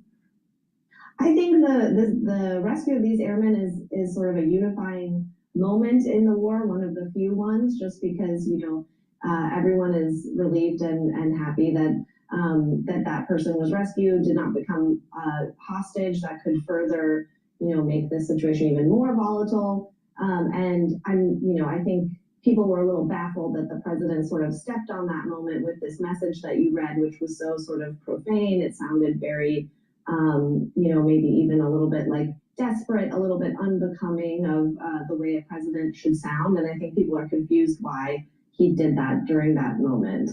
What's happening with gas prices, Liz, and how is that affecting how people feel about the conflict? So gas prices have topped nationally $4 a gallon. They've gone up nearly 40% since the conflict started. Diesel, which a lot of big trucks use, has gone up even more, almost 50% since the conflict started. So that's a real difference that people are feeling in their wallets already. And then obviously the fear is that could extend to other goods like food and, basic necessities if this keeps dragging on. And I think that's why you're seeing that this war is not super popular here in the U.S., even though it's in its beginning weeks. Usually there's a big bump, there's a rally around the flag effect, and that just has never happened with this conflict. And in fact, every week it seems to lose people, especially independents and Democrats who are very strongly against it at this moment. And what are we expecting from President Trump today? There are reports that he's going to give a briefing to the press, but is that just going to be on the successful rescue of these airmen? Well, a nice thing for reporters about President Trump is a press briefing never really stays on one topic. So I think the point of the briefing is to focus on this rescue with Secretary Hegseth by his side, but I assume he will address other questions and kind of veer into other topics as he goes. Liz, Good to have you with us as always. Thank you so much, Liz Goodwin, joining us there from the Washington Post. Let's bring you right up to date with what is happening in the Middle East with these new reports that we're getting of some explosions that are hitting Iran's largest gas complex. And we are also getting comment from Israel's Defense Minister, Israel Katz, saying the IDF has been given the go-ahead to hit infrastructure in Iran. We can take you to Daniel DeSimone, who is in Jerusalem for us. Daniel, firstly, what have we been hearing from Israel Katz? So within the last hour, Israel Katz, who's Israel's defense minister, has announced, has made a statement saying the IDF is strongly attacking, has strongly attacked the largest petrochemical facility in Iran, which is located in the southwest of Iran. That's a region that's really seen as the heartland of the petrochemical industry in Iran. He is saying in his statement that the key is a key target responsible for about 50% of the country's petrochemical production after a second key facility was attacked last week. In his statement, he said that he and Prime Minister Benjamin Netanyahu have given the go-ahead for further attacks on Iranian infrastructure. He says that this is, he said, Prime Minister Benjamin Netanyahu and I have instructed the Israel Defense Forces to continue to attack with all force the national infrastructure of the Iranian regime. This focus on infrastructure is also consistent with what we've been hearing from Donald Trump, President Trump, with his threats to attack infrastructure. He's talking about attacking electricity infrastructure, civil infrastructure. Last week, Benjamin Netanyahu spoke about also attacks on steel-making production in Iran. And the way that Israel is framing this, they're saying that the petrochemical industry and the steel-making industry are a money-making machine for Tehran. They say they're part of the machine that builds weapons, that's used to build weapons, missiles that strike Israel. Reports about these attacks on petrochemical facilities in Iran also being made in Iran. We're seeing that in Iranian media as well. And Daniel, what is the very latest from Haifa with that search operation still underway, that building that's been hit there? Well, there was a strike in Iran, in Haifa overnight, an apartment building in Haifa. Overnight, search teams looking through the rubble. There were 4 missing people. Initially, they found 2 people who were found to be dead. Later, they recovered 2 further bodies. They're described as a couple in their 80s, a man in his 40s and a woman in her 30s. There are reports that all of those people were killed in a stairwell where they were taking shelter. Throughout Israel, there are daily missile alerts. When there are alerts, people are encouraged to seek shelter. There are bomb shelters, and people in residential complexes often seek shelter in areas of their property which they think are safer. Last night, various missile alerts throughout Israel. This morning, also a missile struck in Tel Aviv. There was a missile alert here last night in Jerusalem as well. Daniel, thank you so much for joining us with that update from Jerusalem. We're going to move over towards Al Jazeera here. They're talking to, I believe, a professor. Very disappointing. That's a subplot for all of this. Yeah. But right now, President important guardrail that doesn't appear to be there. It just doesn't appear to be there. And President Trump just said that we can't afford to have nuclear weapons in the hands of a lunatic. People can judge how extensive that statement is, but certainly there's no check and balance right now in U.S. foreign policy. Okay. Many thanks to both of you, Paul Musgrave, Georgetown University here in Qatar, and Zedin Hakanani, and Director of Arab Perspectives Institute. Pleasure. Now let's return to Israel's attack on Iran's largest petrochemical complex in the port city of Asaluya. Zain Basravi is live in Dubai. We were interrupted, Zain, by US President speaking outside the White House earlier. The GCC, I think it's fair to say, is something of a pressure cooker right now, given that previously we saw Iran retaliate when its South Pars facility was hit.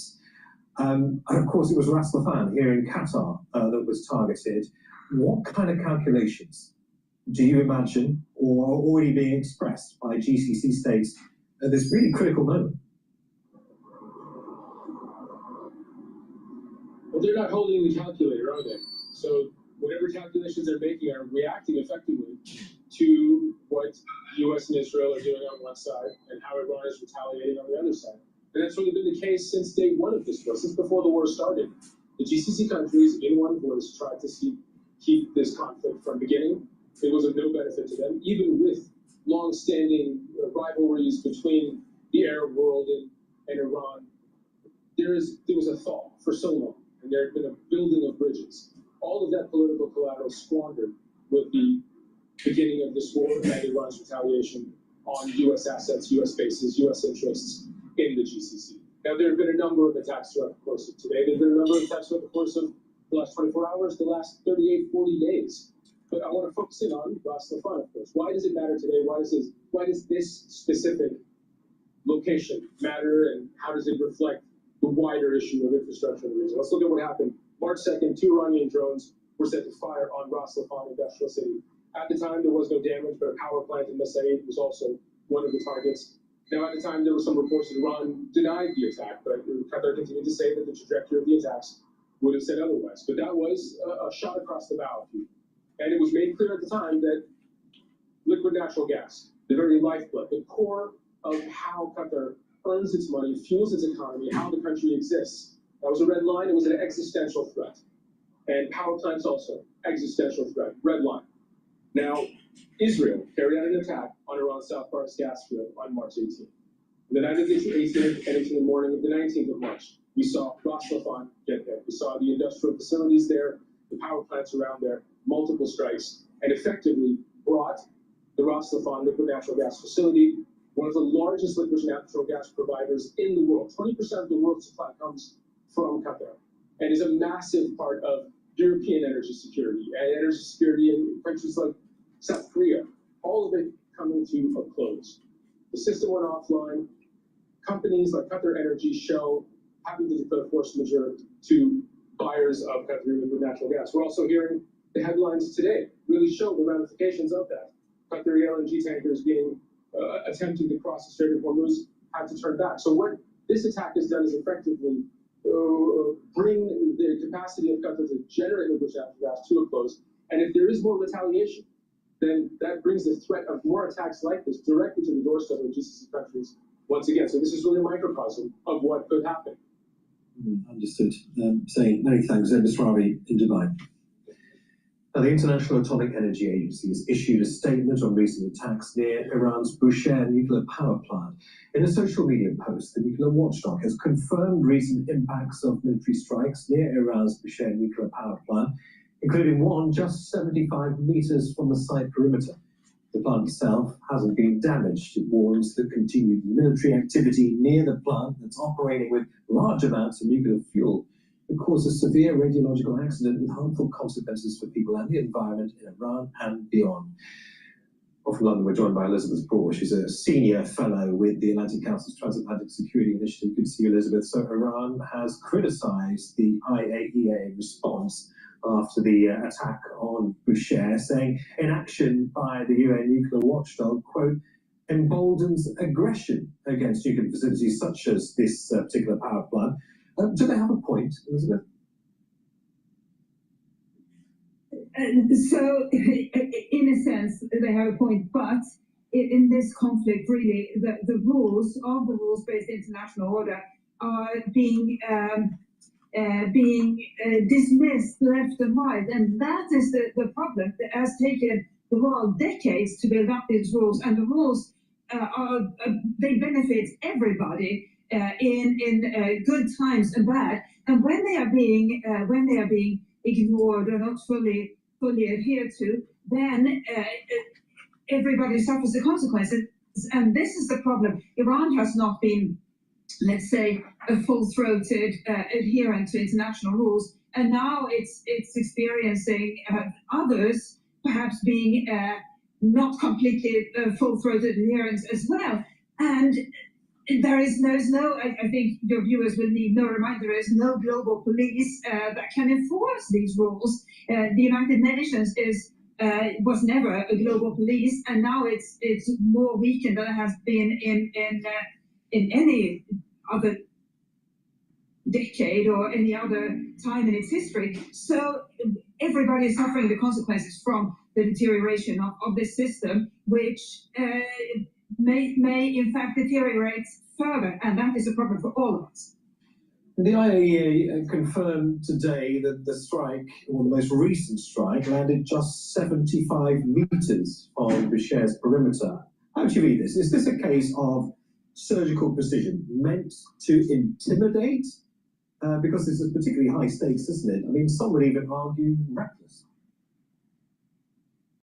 It is an incredibly frightening situation. And we should remember that it wouldn't just be Iran that would be harmed if there were to be a direct strike. So I think future historians and possibly journalists will be able to figure out whether this strike was intended as intimidation, whether it was reckless targeting, or perhaps unfortunate targeting, or targeting gone wrong. But it is incredibly dangerous that we are talking about the strikes that have happened so close to facilities that, if they were to be hit directly, could unleash a danger on all of us, or at least on the very large part of the region. And we should remember there has been similar situations in the war in Ukraine, where Russia has struck Ukrainian facilities, not nuclear, well, actually civilian nuclear facilities, and there has been some damage, and only the good fortune of Ukraine has, I think, saved Ukraine and the rest of Europe from a very significant nuclear accident there. So we are talking about extremely serious potential harm, not just to the immediate vicinity, but to the wide region as well. You've underlined the catastrophic consequences of what might happen if this goes wrong. I'm just still struggling to fathom why this is being done at all. Is Bushehr now being used as some sort of radiological ransom by both sides of this conflict? Is the US and Israel using it to try and reopen the Strait of Hormuz, while Iran uses it to deter essentially a full-scale invasion by reminding the world of what could happen should there be any kind of fallout risk to the GCC? I think you're right, and the fundamental problem is that the JCPOA was, so the Iran nuclear deal was abandoned first by the first Trump administration, and then after the first Trump administration had abandoned it, Iran stopped adhering to it as well, and then the other participants, including the European Union. If the JCPOA had still been in place, that would have been a scheme for inspections, and there have been efforts by the International Energy Agency, Atomic Agency, to inspect in recent months and years. Iran has not been particularly forthcoming in allowing access, but now that this war is taking place, clearly it's impossible for the IAEA to conduct any inspections whatsoever, and that leaves everybody worse off. There is a guilt on both sides in this war, but I think the bottom line that the world could and should agree on is that giving the IAEA an opportunity to inspect is the very bottom line, and that is something that was in place under the JCPOA. Donald Trump, of course, tore up when he first became president. Elizabeth Braw, senior fellow with the Atlantic Council's Transatlantic Security Initiative. Thanks for joining us on Al Jazeera. Okay, it's now to Jonah Hull in London as we chart market reaction to the war. Well, hello there, and welcome to Al Jazeera studio here in London, where we're assessing, as you say, the economic fallout of the Iran conflict. Asian stock markets rose slightly, while European markets are closed for the Easter holiday, but investors remain wary after those threats by the US president against Iranian infrastructure. That is key, of course, to this figure. the oil price, $109 a barrel currently, and the cost of oil, of course, directly influences one major sector in particular, and that's travel. Well, here in the UK, travellers are having to reroute their holiday plans, not just because of the rising cost of jet fuel and the way that it's beginning to push up the price of air travel, but because the UK government is also advising against all but essential travel to the Middle East. Sonia Gallego reports. Well, it's that time of the year where families are deciding whether to go abroad for their holidays. They usually try and take the opportunity to try and get some extra sun, which you will not get here. But this year, some families are choosing to stay closer to home. Why? Well, the rising cost in energy, food, and mortgages caused by the war on Iran is also hitting holidays as well. And it's not just the flights, the hotels, even spending money abroad is costing so much more. So families are having to reconfigure what it is that they want to do this year and how to save a bit more money in a year which is already proving to be financially quite constraining. We'd like to go away, but obviously we have not booked anything yet. And but probably if we're going to do it, it has to be over the next few days.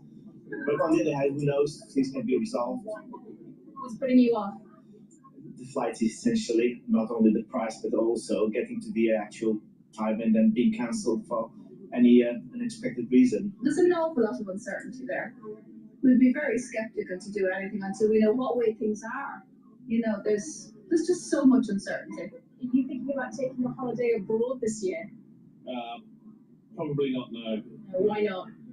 I think just with rising costs and uncertainty around, I think we'd probably explore more in the UK than abroad. Yeah. Staycation it is then for you. Staycation, yeah, it is, yeah. As a shift, the travel industry is watching closely because the war on Iran has sent fuel prices surging and it's weakened the pound as well. There's also uncertainty about how far this crisis could go. So it seems for some that the staycation is back, not by choice, but by circumstance. Of many, the question will be not if they can take a break, but how far they literally can afford to go. Sonia Gallego, Al Jazeera, London. With me now here on set is Kona Hack, commodities consultant and former head of research at ED and F. Man, the commodities merchant. Good to see you again, Kona. We'll talk about the travel aspect in a moment, but let's first deal with this idea of uncertainty, deep uncertainty that a lot of people feel that is multiplied day by day, particularly in the recent days with these threats and counter threats. We stand again on the precipice between a possible deal and a possible escalation. How are the markets after this Easter break likely, do you think, to deal with it? They're cautioned. I think they're looking at it with a little bit of apprehension. They're not quite sure whether to go up or down in terms of bullish or bearish. There's also a little bit of headline fatigue coming in because they've been here before. I'm going to pivot over. I'm going to pivot over to CNBC right here, get their perspective. Positions. CTAs, they may be net short. No, they are, according to this. They're about 18.5 billion short. Right. So that is potential buying firepower that has to come in. So the only question to me is, and this is a question nobody can answer, what happens? Do you go after Iran's energy infrastructure? If you do, then you'll put a floor under oil at a much higher level, and that could really turn over the apple cart. Overall, I agree, intermediate, it looks fine. Long-term looks fine. It's no secret you have 14%, 14.4% earnings growth this quarter. So that is attractive for stocks. The guidance, I don't know about the guidance. Is it going to be somewhat couched and we don't know what happens? Probably. Yeah, it should probably. But overall, productivity because of AI is increasing dramatically. We always, not always, but you try and criticize. Oh well, they're going to never waste a crisis, so to speak, to think about how you guide. But I think post Liberation Day period and also now, given the war uncertainty, it's fully justified for CEOs on these earnings calls to say, I mean, we feel pretty good about the environment, but we just don't know if this lingers on any further. That's going to leave people maybe dissatisfied, Jimmy, with what CEOs see. But until the numbers change, like the Weiss talking about 14.5% yearly earnings growth, then the commentary doesn't really matter much. Yeah, so talking about earnings growth, and now we're up to 16% projected year-over-year growth. The amazing thing to me is that earnings estimates for this year on the S&P 500 have increased by 3% since hostilities broke out. And some may want to say, okay, well, that's higher energy prices flowing through to energy companies. It's not. I mean, that's a part of it, but 3 times that effect is going to be felt in technology stocks. And by the way, it's going to be a good 3 weeks or so before we get technology stocks reported. So I think the real danger to this market, if there is one, is that technology stocks disappoint either in reported results or, Scott, as you're just pointing out here, in the guidance. But we've got what are the chances of that, honestly? Well, here's I don't let's think just it's a high chance. let's just not state it as throwing it out there in the wind. What are the real probabilities that these big tech companies are going to disappoint on their numbers or their spending plans and all that? There's Honestly, 2 things to consider. One, expectations are high. They've done nothing but rise over the last 3 years. The second thing is there are going to be margin pressures, particularly from the semiconductor space. We do know that there are pressures on the supply chain in semiconductors. We all know very well what's going on with memory chips and pricing there. So I don't think, let's be clear, I don't think these stocks are going to disappoint, but I don't think we can rule out that along the way there are some disappointments. Remember, by the way, last quarter, Microsoft, for instance, disappointed because they were supply constrained in building out Azure growth. So things like that can happen. But ultimately, just go back to this week. You know, it's hard to, and famous last words here, it's hard to see things getting worse. Like, do we think that the Strait of Hormuz is going to be more closed? There's about 10 ships going a day through the Strait of Hormuz. Before the hostilities, it was over 100. So, of course, Iran could bomb more energy fields, refineries, etc. But I do think that, you know, it's hard to see things getting materially worse. it's hard to try and use technical analysis, I think, at moments like this, because in certain instances, this is different in that if you say, like Jonathan Krinsky does today, that the bottom's not in yet, the reality is we're lacking the fully oversold conditions that typically accompany a breach of the 200-day moving average, especially since that breach has now lasted 11 straight days. I'd say, well, of course, that can be true. We didn't have, according to those who watch, Bryn, the classic capitulation or full washout, but you also don't have, you know, the classic kind of communicator, I suppose you could say, in the Oval Office. I mean, people are afraid of being too negative. Maybe you didn't get and wouldn't get the classic washout that you would expect at times like this because people are afraid of missing out on a post on social media, a change of direction. It's happened sometimes multiple times a day. The language has. So it's left people, I think, a little confused as to how to position, but certainly afraid to be too negative this market. 100% agree. I think the way I'm looking at the technicals from the 200-day, we don't have to have a washout. Those washouts are actually quite rare. We had it at Liberation Day. We had it during COVID. And so what I look at, I think what's been a very good guide, is we broke the 200-day, I want to say March 18th or 19th. Going back 20 plus years, if we get back above the 200-day within 30 days by April 19th, there's actually a 100% hit where the market's up a year later. If we do not get above there by April 19th, the data is not so great because then it starts turning down. And so I just think that we still have a couple of weeks. I don't think we need a washout, but I do think investors watching the 200 days. This is the reason why I keep on saying that the 6,600 is an important resistance level that we need to break. In addition, you have a support level at 6,450, which is the 23% retracement, and the 38% retracement is 6,140. So with that, it's really important to understand that if there is a downturn, that 6,140 is going to be tested. If that breaks, then it's 5,880 is approximately the 50% retracement, which is very strong. But as it's falling, just continue to buy equities. This is just because it's going to come back up. And because of that, you're going to have a much higher return. So, you know, I suspect that it may test the 6,450 again, but I don't think it will get down to the 6,140.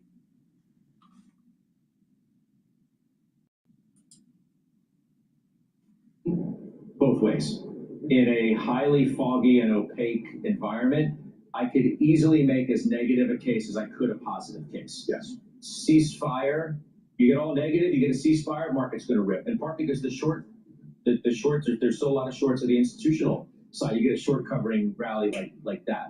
You get all, you know, bulled up, and then you get some degree of escalation. Okay, well, obviously, I can make a cogent case that the market's going to be susceptible to significant downside on that. So then just X both of those out, play the hand you got. The hand you got is that earnings are expected to be good. The macro environment is still pretty good. I know there are risks, and Jamie Dimon mentions them in his shareholder letter. Yet again today, some are worried about the Fed making a policy mistake. But again, cut out all that noise and just play the hand you got right now. Markets, I mean, the economy's pretty decent. The jobs report surprise to the upside. You can hit it on some of it was volatile and, you know, the revisions, et cetera. But that's what I think we're looking at. And I think you're correct, and I think what that means to the viewers and certainly the wealth management industry, Jimmy, is that this isn't an inflection point. This isn't something that is similar to what we were experiencing in the early 2000s or around the great financial crisis. This is something where we have elevated volatility or recalibration on valuation, and therefore we have corrective price action. Let me hold you just for 2 seconds. We're going to go to the White House. Megan Casella is there. The president is making some comments. Obviously, this morning, and let's listen into what Megan's reporting is. Hi there. Scott, that's right. This is the second time now we heard from the president out on the South Lawn this morning ahead of his 1 p.m. press conference. And what he was doing here is he was knocking down the idea primarily of that 45-day ceasefire proposal that we've been talking about so far today that's being pushed by intermediaries. This is the idea that a 45-day ceasefire would take effect ahead of the president's tomorrow 8 p.m. deadline to reopen the Strait of Hormuz while a broader deal was being negotiated. What the president said just now was, quote, "The only one that's going to set a ceasefire is me," referring to himself, knocking down that idea. The proposal he had earlier called it not good enough, but a very significant step. So more to come possibly in the later press conference about how he feels and how he does want to proceed. He also was really maintaining a firm deadline on that tomorrow 8 p.m. deadline that he set. Of course, he has moved this around a few times. That's the deadline for the Iranians to reopen the Strait of Hormuz, or he says he'll be targeting things like power plants and bridges. He says that, yes, that is the final deadline this time around, and he also appeared to brush off any concerns that targeting those power plants and bridges, given that they are civilian infrastructure, would amount to a war crime. He said he wasn't worried about it, and he said instead that the only war crime is allowing Iran to have a nuclear weapon. He also gives a little bit of color on how negotiations are ongoing, or at least who is leading them. He said that the Vice President, J.D. Vance, is involved in those negotiations with the Iranians or with the intermediating countries. He also said that Steve Witkoff, the special envoy, and Jared Kushner are involved in those negotiations as well. And when he was asked whether the Vice President might be dispatched to have some in-person meetings with the Iranian counterparts, he said he could be. So more to come on that front as well, Scott. All right, Megan, thank you. Megan Casella, head of the president's news conference, about 45 minutes or so from now. Please go to my store at the-studio-reykjavik.com. Get the structural nano silver lozenges. This one is the orange splash with the vitamin C. You can also get it in Manuka honey. You can also get the drops in blueberry, cherry flavor, and also in honey and lemon.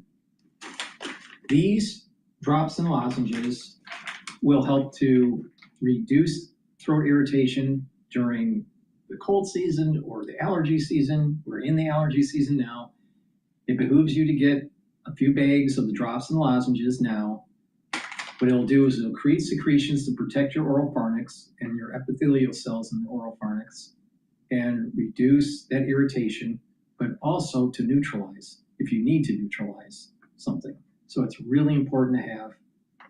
It's made from structural nano silver, very high quality. This is way better than any other lozenges, any other of the lozenges that are out there that are not structural nano silver. Structural nano silver lozenges are by far the best to use if you have throat irritation. Super important. Go to my store, get the great supplements that I have, get the lozenges, use discount 5, you get $5 off any order. Go to my store, the-studio-reykjavik.com.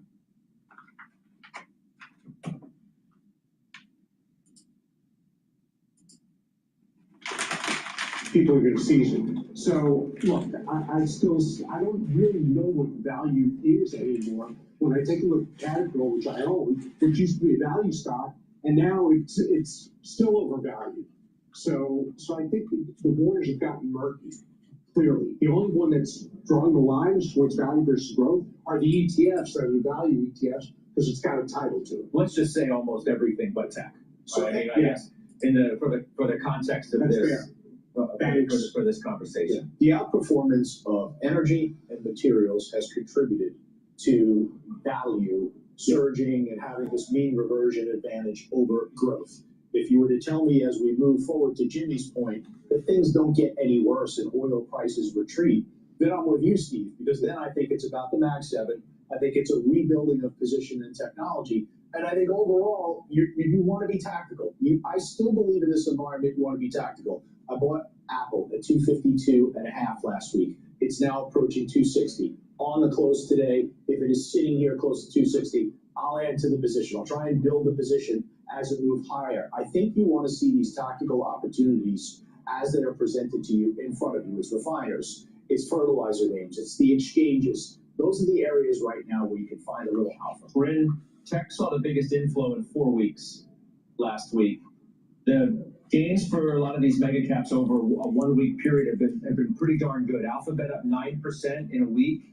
Now, a lot of these names I'm going to read to you certainly needed this, because the week prior, it would have looked like the opposite. Meta up 7.5% in a week, Nvidia 7%, Amazon, Apple, and Microsoft all with pretty good gains. And as we said, tech had the biggest inflow in 4 weeks. So in times of uncertainty, especially about the macro, perhaps, money's going to flow right back. And we're learning that lesson over and over again.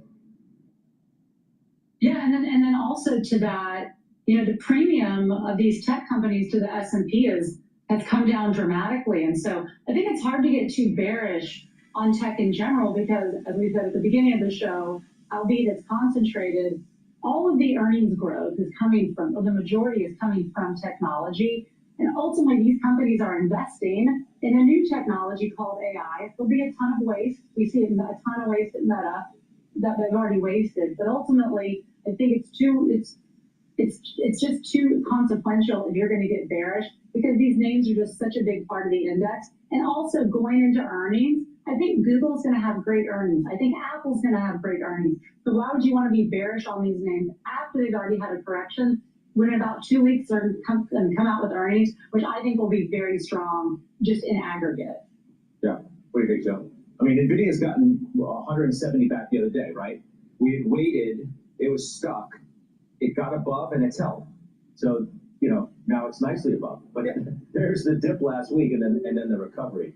Look, I've spoken over the last several weeks about how I don't understand the frustration that appears to be exhibited in the industry regarding the performance of NVIDIA over the last 6 months. Okay, it's down 4%. I understand that, but it's basically consolidating.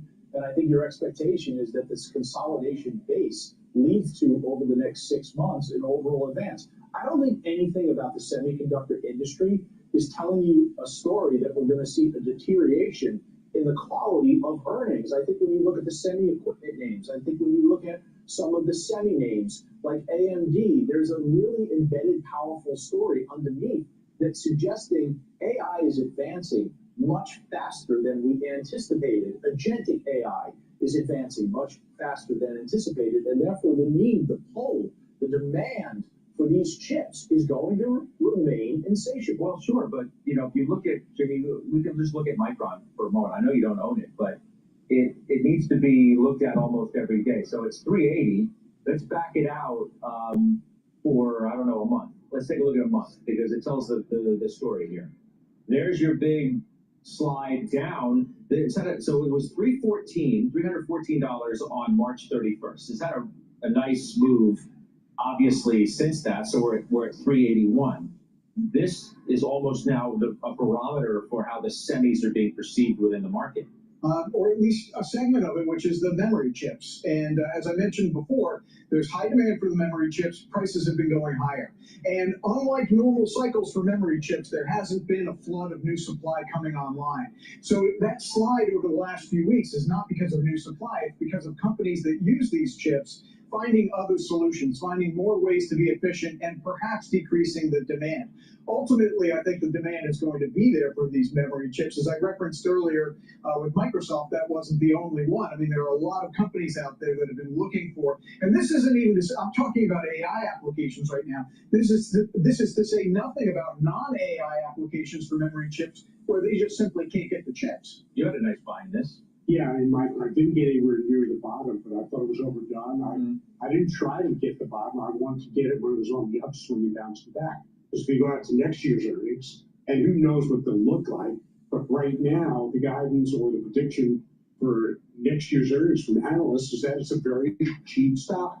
It's back to where the commodity should be priced. But to Joe's point, at AMD, if you look at the chart on NVIDIA, to your point, or AMD or Taiwan Semi, they're all in consolidation phases. Now, they didn't have the big drawdown that NVIDIA had, but that's where a lot of tourist money is. So I think the whole space is really consolidating at this point. Brandon, the only other stock I want to hit before we take a break right now is Tesla. You own it, as we know. JP Morgan made a call on it today that's underweight, okay? 145 is the price target. They're looking at 60%-ish downside from here. I'm wondering what you think about this. So the deliveries have been bad. There's no other way to say it. They're tracking 7% lower than the most recent consensus and 74% below the prior consensus. Stock down 20% this year, 28% from its 52-week high. What do you say about that now? I thought that was like Steve's report, not JP Morgan's. It's like, so if the market is going, if the market is going to price Tesla on the Model 3 and Y deliveries, right, because the S and X are going to go away, then I think his math or her math could be correct. But we know the market does not price Tesla on that. And I think one of the things that we will want to see is that the S and X were discontinued in Fremont, and they are converting that gigafactory to Optimus production. And so we'll see how that's coming along over the next few quarters. But I think to get a one handle on this stock just has to be a complete re-rating of how the rest of the market values it. So I disagree. I will say the stock's in a really strong downtrend.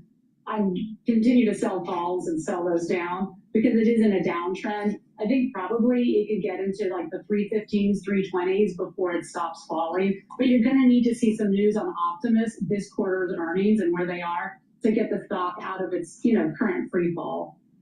All right, we'll take a break. We'll come back. We'll talk about our calls of the day. One firm seeing more than 30% ups. All righty, let's take a look at Bloomberg. About the weekend show, James, do you know they've got merch? They have swag.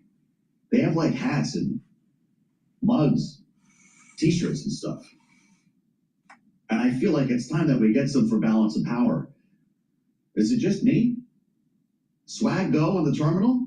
Balance of Power, we could do it different. We'll have something different. I say, if they're going to go with hats, t-shirts, and mugs, I'm putting in for the first Balance of Power ashtray. I think this is something could be a collector's item as we embed ourselves in every smoky back room in Washington. Think about it, get back to me. Because a lot of negotiations have to take place in those smoky back rooms if we are ever going to get the Department of Homeland Security open again. Do you know it has been 51 days now, and people aren't even counting anymore because people are, well, getting paid. President has found money, and there is a way forward, apparently, with the help of reconciliation. And that's where things start to get kind of foggy with the idea of reconciliation 2.0. And then a big question about what happens with the next fiscal year's budget. The president wants a lot of money, the bulk of it for the Pentagon. And we're lucky to spend some time with Nathan Dean for his take on this.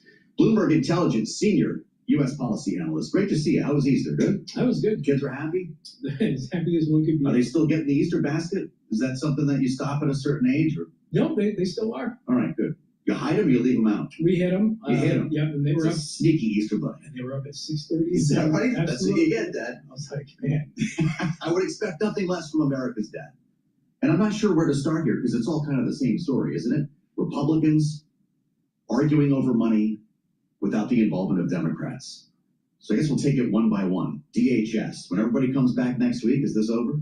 Well, I mean, look, President Trump signed an order saying that former Senator Mark Wayne Mullen, Secretary Mullen, should use whatever was in his ability to pay the DHS. Now, look, that's a one-time issue. You know, we can talk about the legality of, doing circumventing Congress. Democrats aren't going to push on that. But ultimately, somehow the DHS is going to get funded. And I do think that this strategy of embracing the Senate bill and then saying, look, for ICE and Customs and Border Patrol, we're going to use reconciliation. I think that gets enough Republicans on board. Democrats can say, not our hands, we're washing ourselves of this. And the Republicans move on to reconciliation. This is where it gets tricky, though. Because if you talk to Lindsey Graham, the chairman of the Senate Budget Committee, he says 2 reconciliation bills. One defense and national security and border patrol. The next one, Save America Act. So you got a 3-point. Next thing you know, Senator Rick Scott's like, no, I'm not going to do this because the Save America Act probably won't get past the Senate parliamentarian, and you're probably not going to get one after September 30th, right before an election anyway. So, what we're telling our clients is if you start small, you think under 500 billion, this is just, throwing out ideas.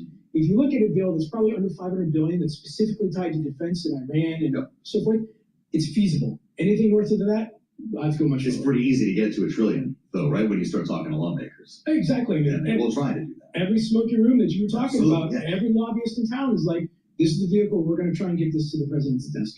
Amazing. With that said, reconciliation also needs to play a role in defense budgeting here. How would this happen? If the president wants $1.5 trillion defense budget, does it all come out of regular order, or does reconciliation have to help? So in that 1.5 trillion, 350 billion was earmarked for reconciliation. Yes. The rest was from appropriations. So what's the point of that? Honestly, the point is just so it's not such a shocking number. I think it's also to just try and get these bills. Like, look, they were able to get $150 billion through the One Big Beautiful Bill of last year. That wasn't really all that controversial. This actually sidesteps the Democrats. President Trump would love the strategy of being able to say, look, I just don't want to deal with the Democrats. We're going to do it for you anyway. But what we're looking at it from an investor point of view is we're trying to see how much of this is tied to munitions, how much of this is tied to counter-drone technology, how much of this can be allocated in the first year. Because if you get that cash up front, somebody like Lockheed Martin, RTX, Northrop Grumman, from the investor point of view, that's going to flow into the defense contractors much quicker than something like a 5, 6, 7 year program. So come April 21st, when we get the next round of these specifics, what we're going to be looking for is how much can you bank in the year 1 and year 2, because that's actually much more of an immediate hit to the. That makes a lot of sense. So would that suggest that maybe not all of this is factored into these defense stocks, because they've been kind of hanging out with some big numbers we're talking about in Washington on the assumption that this is baked in, that people saw this coming? Well, everybody loves to say, I don't care about the White House budget, because they take it and they throw it over. That's right. So their Congress meeting and throw it into the can. Yeah. But a number will pass, whether it's appropriations, continuing resolutions, or reconciliation. There will be a number, and that number most likely will increase from the $883 billion the Department of Defense got this year, not including the $150 from the One Big Beautiful Bill. And then those numbers will ultimately fly down to the defense industry. I mean, look, this is the #1 priority for President Trump at the moment. Yes. He's not focused on affordability. He's making statements like, I don't care if states have to pay for Medicaid. Or Medicaid, Exactly. This is his #1 priority, and you should see those priorities transform into the priorities of Congress. So if you're Raytheon or Boeing or Lockheed, these are boom times here. And I haven't mentioned the supplemental. So you've got $1.5 trillion coming, presumably, if they can pass that budget. A good chunk of that will be in reconciliation. But there's another request, a supplemental request, reportedly at least, to add $200 billion more. Is that still coming? Well, look, I think the request may come, and I actually think it may be included here, just because from the standpoint of trying to get it through before the midterms, another supplemental request is just going to really make things messy. So I wouldn't be surprised if they just focused on what you could do in reconciliation. But there are going to be questions from GOP lawmakers saying, and Senator Kennedy from Louisiana, and I'm paraphrasing here, he's like, I want to see the candy, or however he phrased it, he does it in a great eloquent way. He's like, I'm not going to hand over the money yet until I see what it's actually used. Sure, yeah. So when President Trump says things that this is for Iran and other conflicts, and using the quotes for those of you on the radio, there are going to be questions from the Republican lawmakers saying, look, if we're going to give you this money, we need to know what it's earmarked for. I don't think the White House has really provided that level of detail to Congress yet. So we'll have to see how it plays over the next few weeks. So this is going to take up the rest of the year, right? I mean, maybe there's some move on crypto, but this will be essentially the final mission for the Republican-controlled Congress until the midterms. Yep, and the key date here is the 4th of July, because that's when President Trump wants it wrapped up, submitted to him, so he can sign it on the 4th of July. For the budget, that is. For the budget. So he wants something, by the 1st of June, he wants reconciliation on his desk, budget by the 4th of July. Is that right? I think my take was that you would get all the reconciliation package and stuff, but the problem for the Republicans here though is that they have to move quick, because if you don't get something done by the 4th of July, you get into August, they're not here, you get into September, you're dealing with a continuing resolution to keep the government open, October, they're not here. And for every date past the 4th of July, those Republican moderates who would potentially be on board with something like embracing or I'm just throwing pick whatever small group on the Republican side you want, they're going to be thinking about their own election changes. And the prediction markets, as of this morning, Kalshi's contract out there is 83% chance the Democrats are going to take the House. Wow. And so if you're one of those 20 or so moderate lawmakers on the Republican side, you don't want to take any vote that potentially could gamble that outcome. So any bill that doesn't pass within like April or May or get that momentum, it's going to really struggle. So the store's closed after the 4th of July. When you're out there with the family on the South Lawn, watching the UFC fight at the White House, that will be the end of the legislative agenda, is what you're saying. And it's either yes. I was going to make a joke about the IndyCar race in August, but I don't plan to be here for that. I don't get all right. It's going to be 120 degrees out here with IndyCar in Washington. Do people know what it's like around here in the summer? It's a swamp. I'm going to be telling my clients where all the bathrooms are and all the air conditioning are. She will. UFC, does BI hand out like tickets to clients? Can you get me into that thing? I'll look into it. Okay, that sounds like a no. And on the swag, no one does swag better than BI, right? Bloomberg Intelligence. Sometimes Nathan will wear it in. You guys have the backpacks. You guys have like all weather gear. Well, I don't know. You probably have skis. I don't know what else you have. Could we do something maybe like a collab where we get like a merch go? Or so have you put any thought into this? Next time we talk about AI and tech, I'll wear my BI hoodie. I have a BI hoodie. You have a BI hoodie? Yep. I think like a BOP hoodie seems like wouldn't be too much to ask. I don't know. I've talked to James about this. It's just never happened before. Thank you for being with us, as always, Nathan. Find Nathan's podcast. This is pretty simple. By subscribing to ours. We share the same news feed. This is how much we believe in Bloomberg Intelligence and America's Dad. Subscribe at Apple, Spotify, and wherever you get your podcast, The Balance of Power, and you'll get Nathan. You can listen to my podcast on Apple Podcast and Podomatic. Please go to my store, the-studio-reykjavik.com, and get the vitamin B complex. This is really important to boost up your energy levels. Vitamin B complex helps the electron transport chain to produce ATP. Your energy levels will go up. Your cellular metabolism will improve. Your tissues will improve. And B12 helps to protect your neurons. Super important to protect your neurons, protect your nerves, protect your brain function. Omega-3 helps your cardiovascular health. It brings down inflammation and helps you to control your lipid profile. By doing that, you're improving your cardiovascular health. You're perfusing blood throughout your different tissues, including your brain, so it's healthy. Omega-3 helps your cardiovascular health and your other organ systems. Super important. Digestive enzyme complex.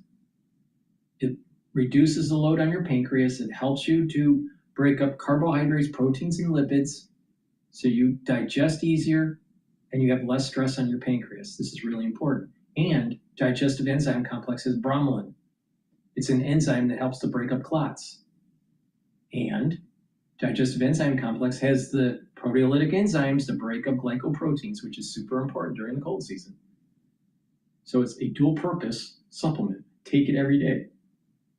So a great stack to help with your pancreatic pancreatic health and your digestive health, digestive enzyme complex, omega-3 to help with your cardiovascular health, and vitamin B complex to protect your neurons and rev up your cellular metabolism and boost up your energy levels.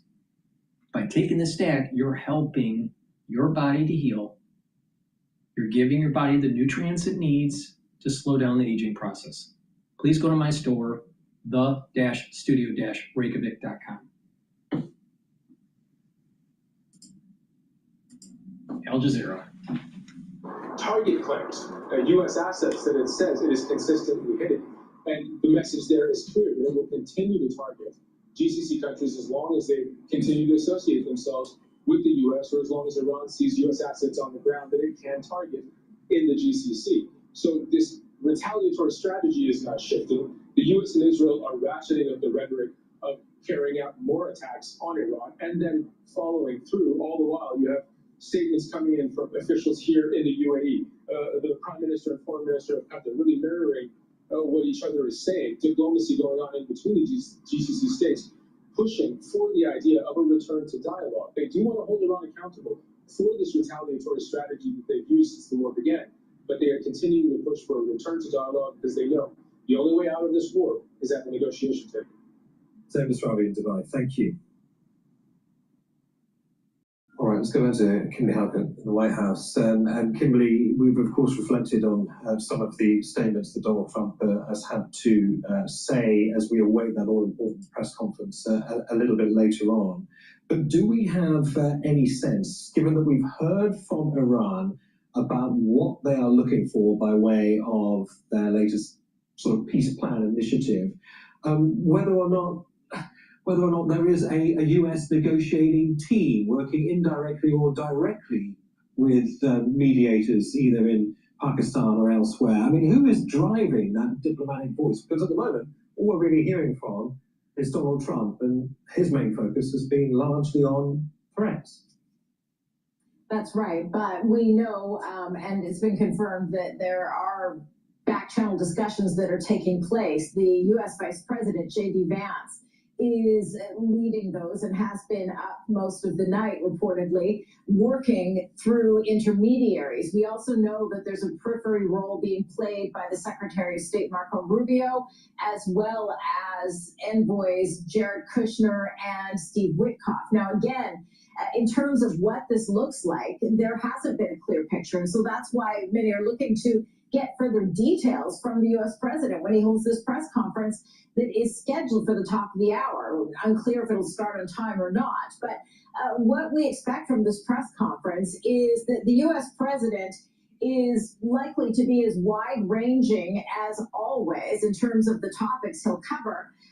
And that not only will he give us a glimpse into what this back-channeling looks like and whether or not he's really willing to entertain an off-ramp to this hostility, or whether he intends to follow through on his threats, and that is to strike civilian infrastructure, energy, as well as bridges, which we've noted is a violation of the laws of war. Now, the other thing the U.S. president is expecting to do is to really play to the American people. It's worth underscoring this is an unpopular war here in the United States, but the U.S. president is also a showman, and he knows that he's got a made-for-Hollywood ending with the rescue of that second airman, that story that Al Jazeera English broke on Saturday evening.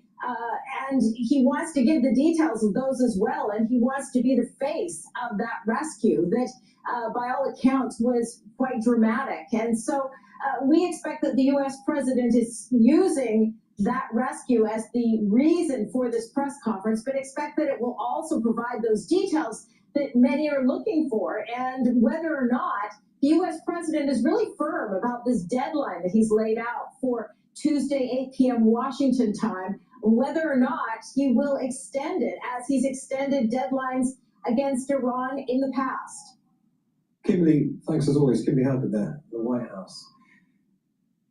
Paul Musgrave is an associate professor at Georgetown University in Qatar and a US foreign policy analyst. He's with me here in the studio. Good to have you back, Paul. Let's take in everything that we're hearing at the moment because, importantly, Iran has countered the ceasefire initiative presented by Pakistan in response to Islamabad. Iran's listing several key demands. Here they are. They're threefold.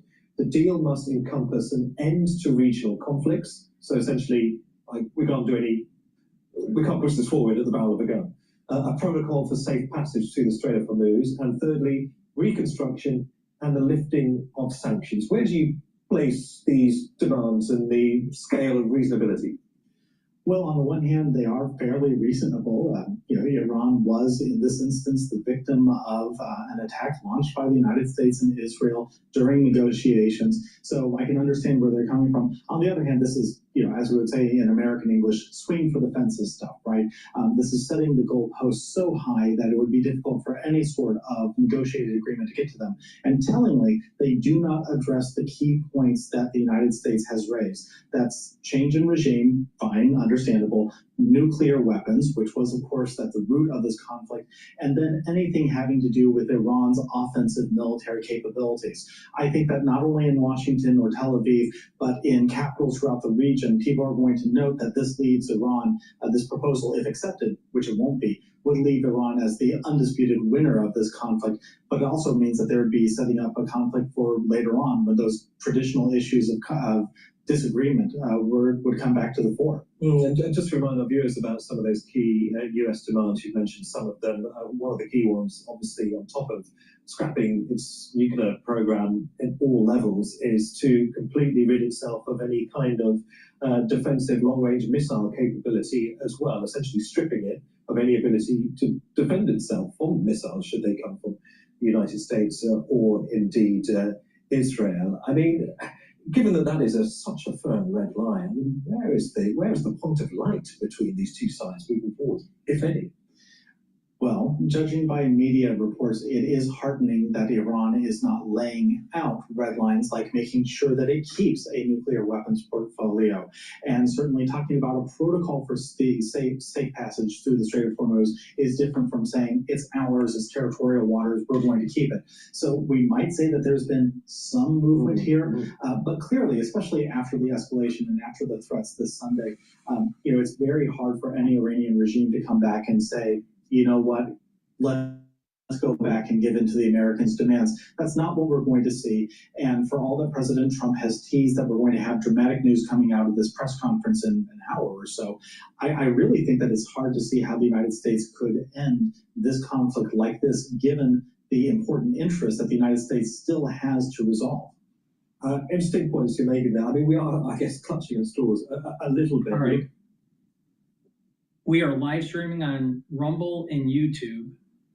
We are reaching the 4 hour mark here. We're at 3 hours and 48 minutes. I'm going to reboot the actual live stream on Rumble and YouTube to be able to cover the speech from Trump that should take place at 1 o'clock. We are also simulcasting on X Spaces. The X Spaces will continue running. So please join the Trump speech that will be taking up shortly. I'm going to shut down the Rumble and the YouTube live feed and then create a new feed because I don't want these files to be too large when I republish them on the different channels. So thank you for watching. Please come back with the new live stream to catch how the markets are going to react to Trump's speech, because I suspect that what he has to say is going to affect the equity market and the oil market.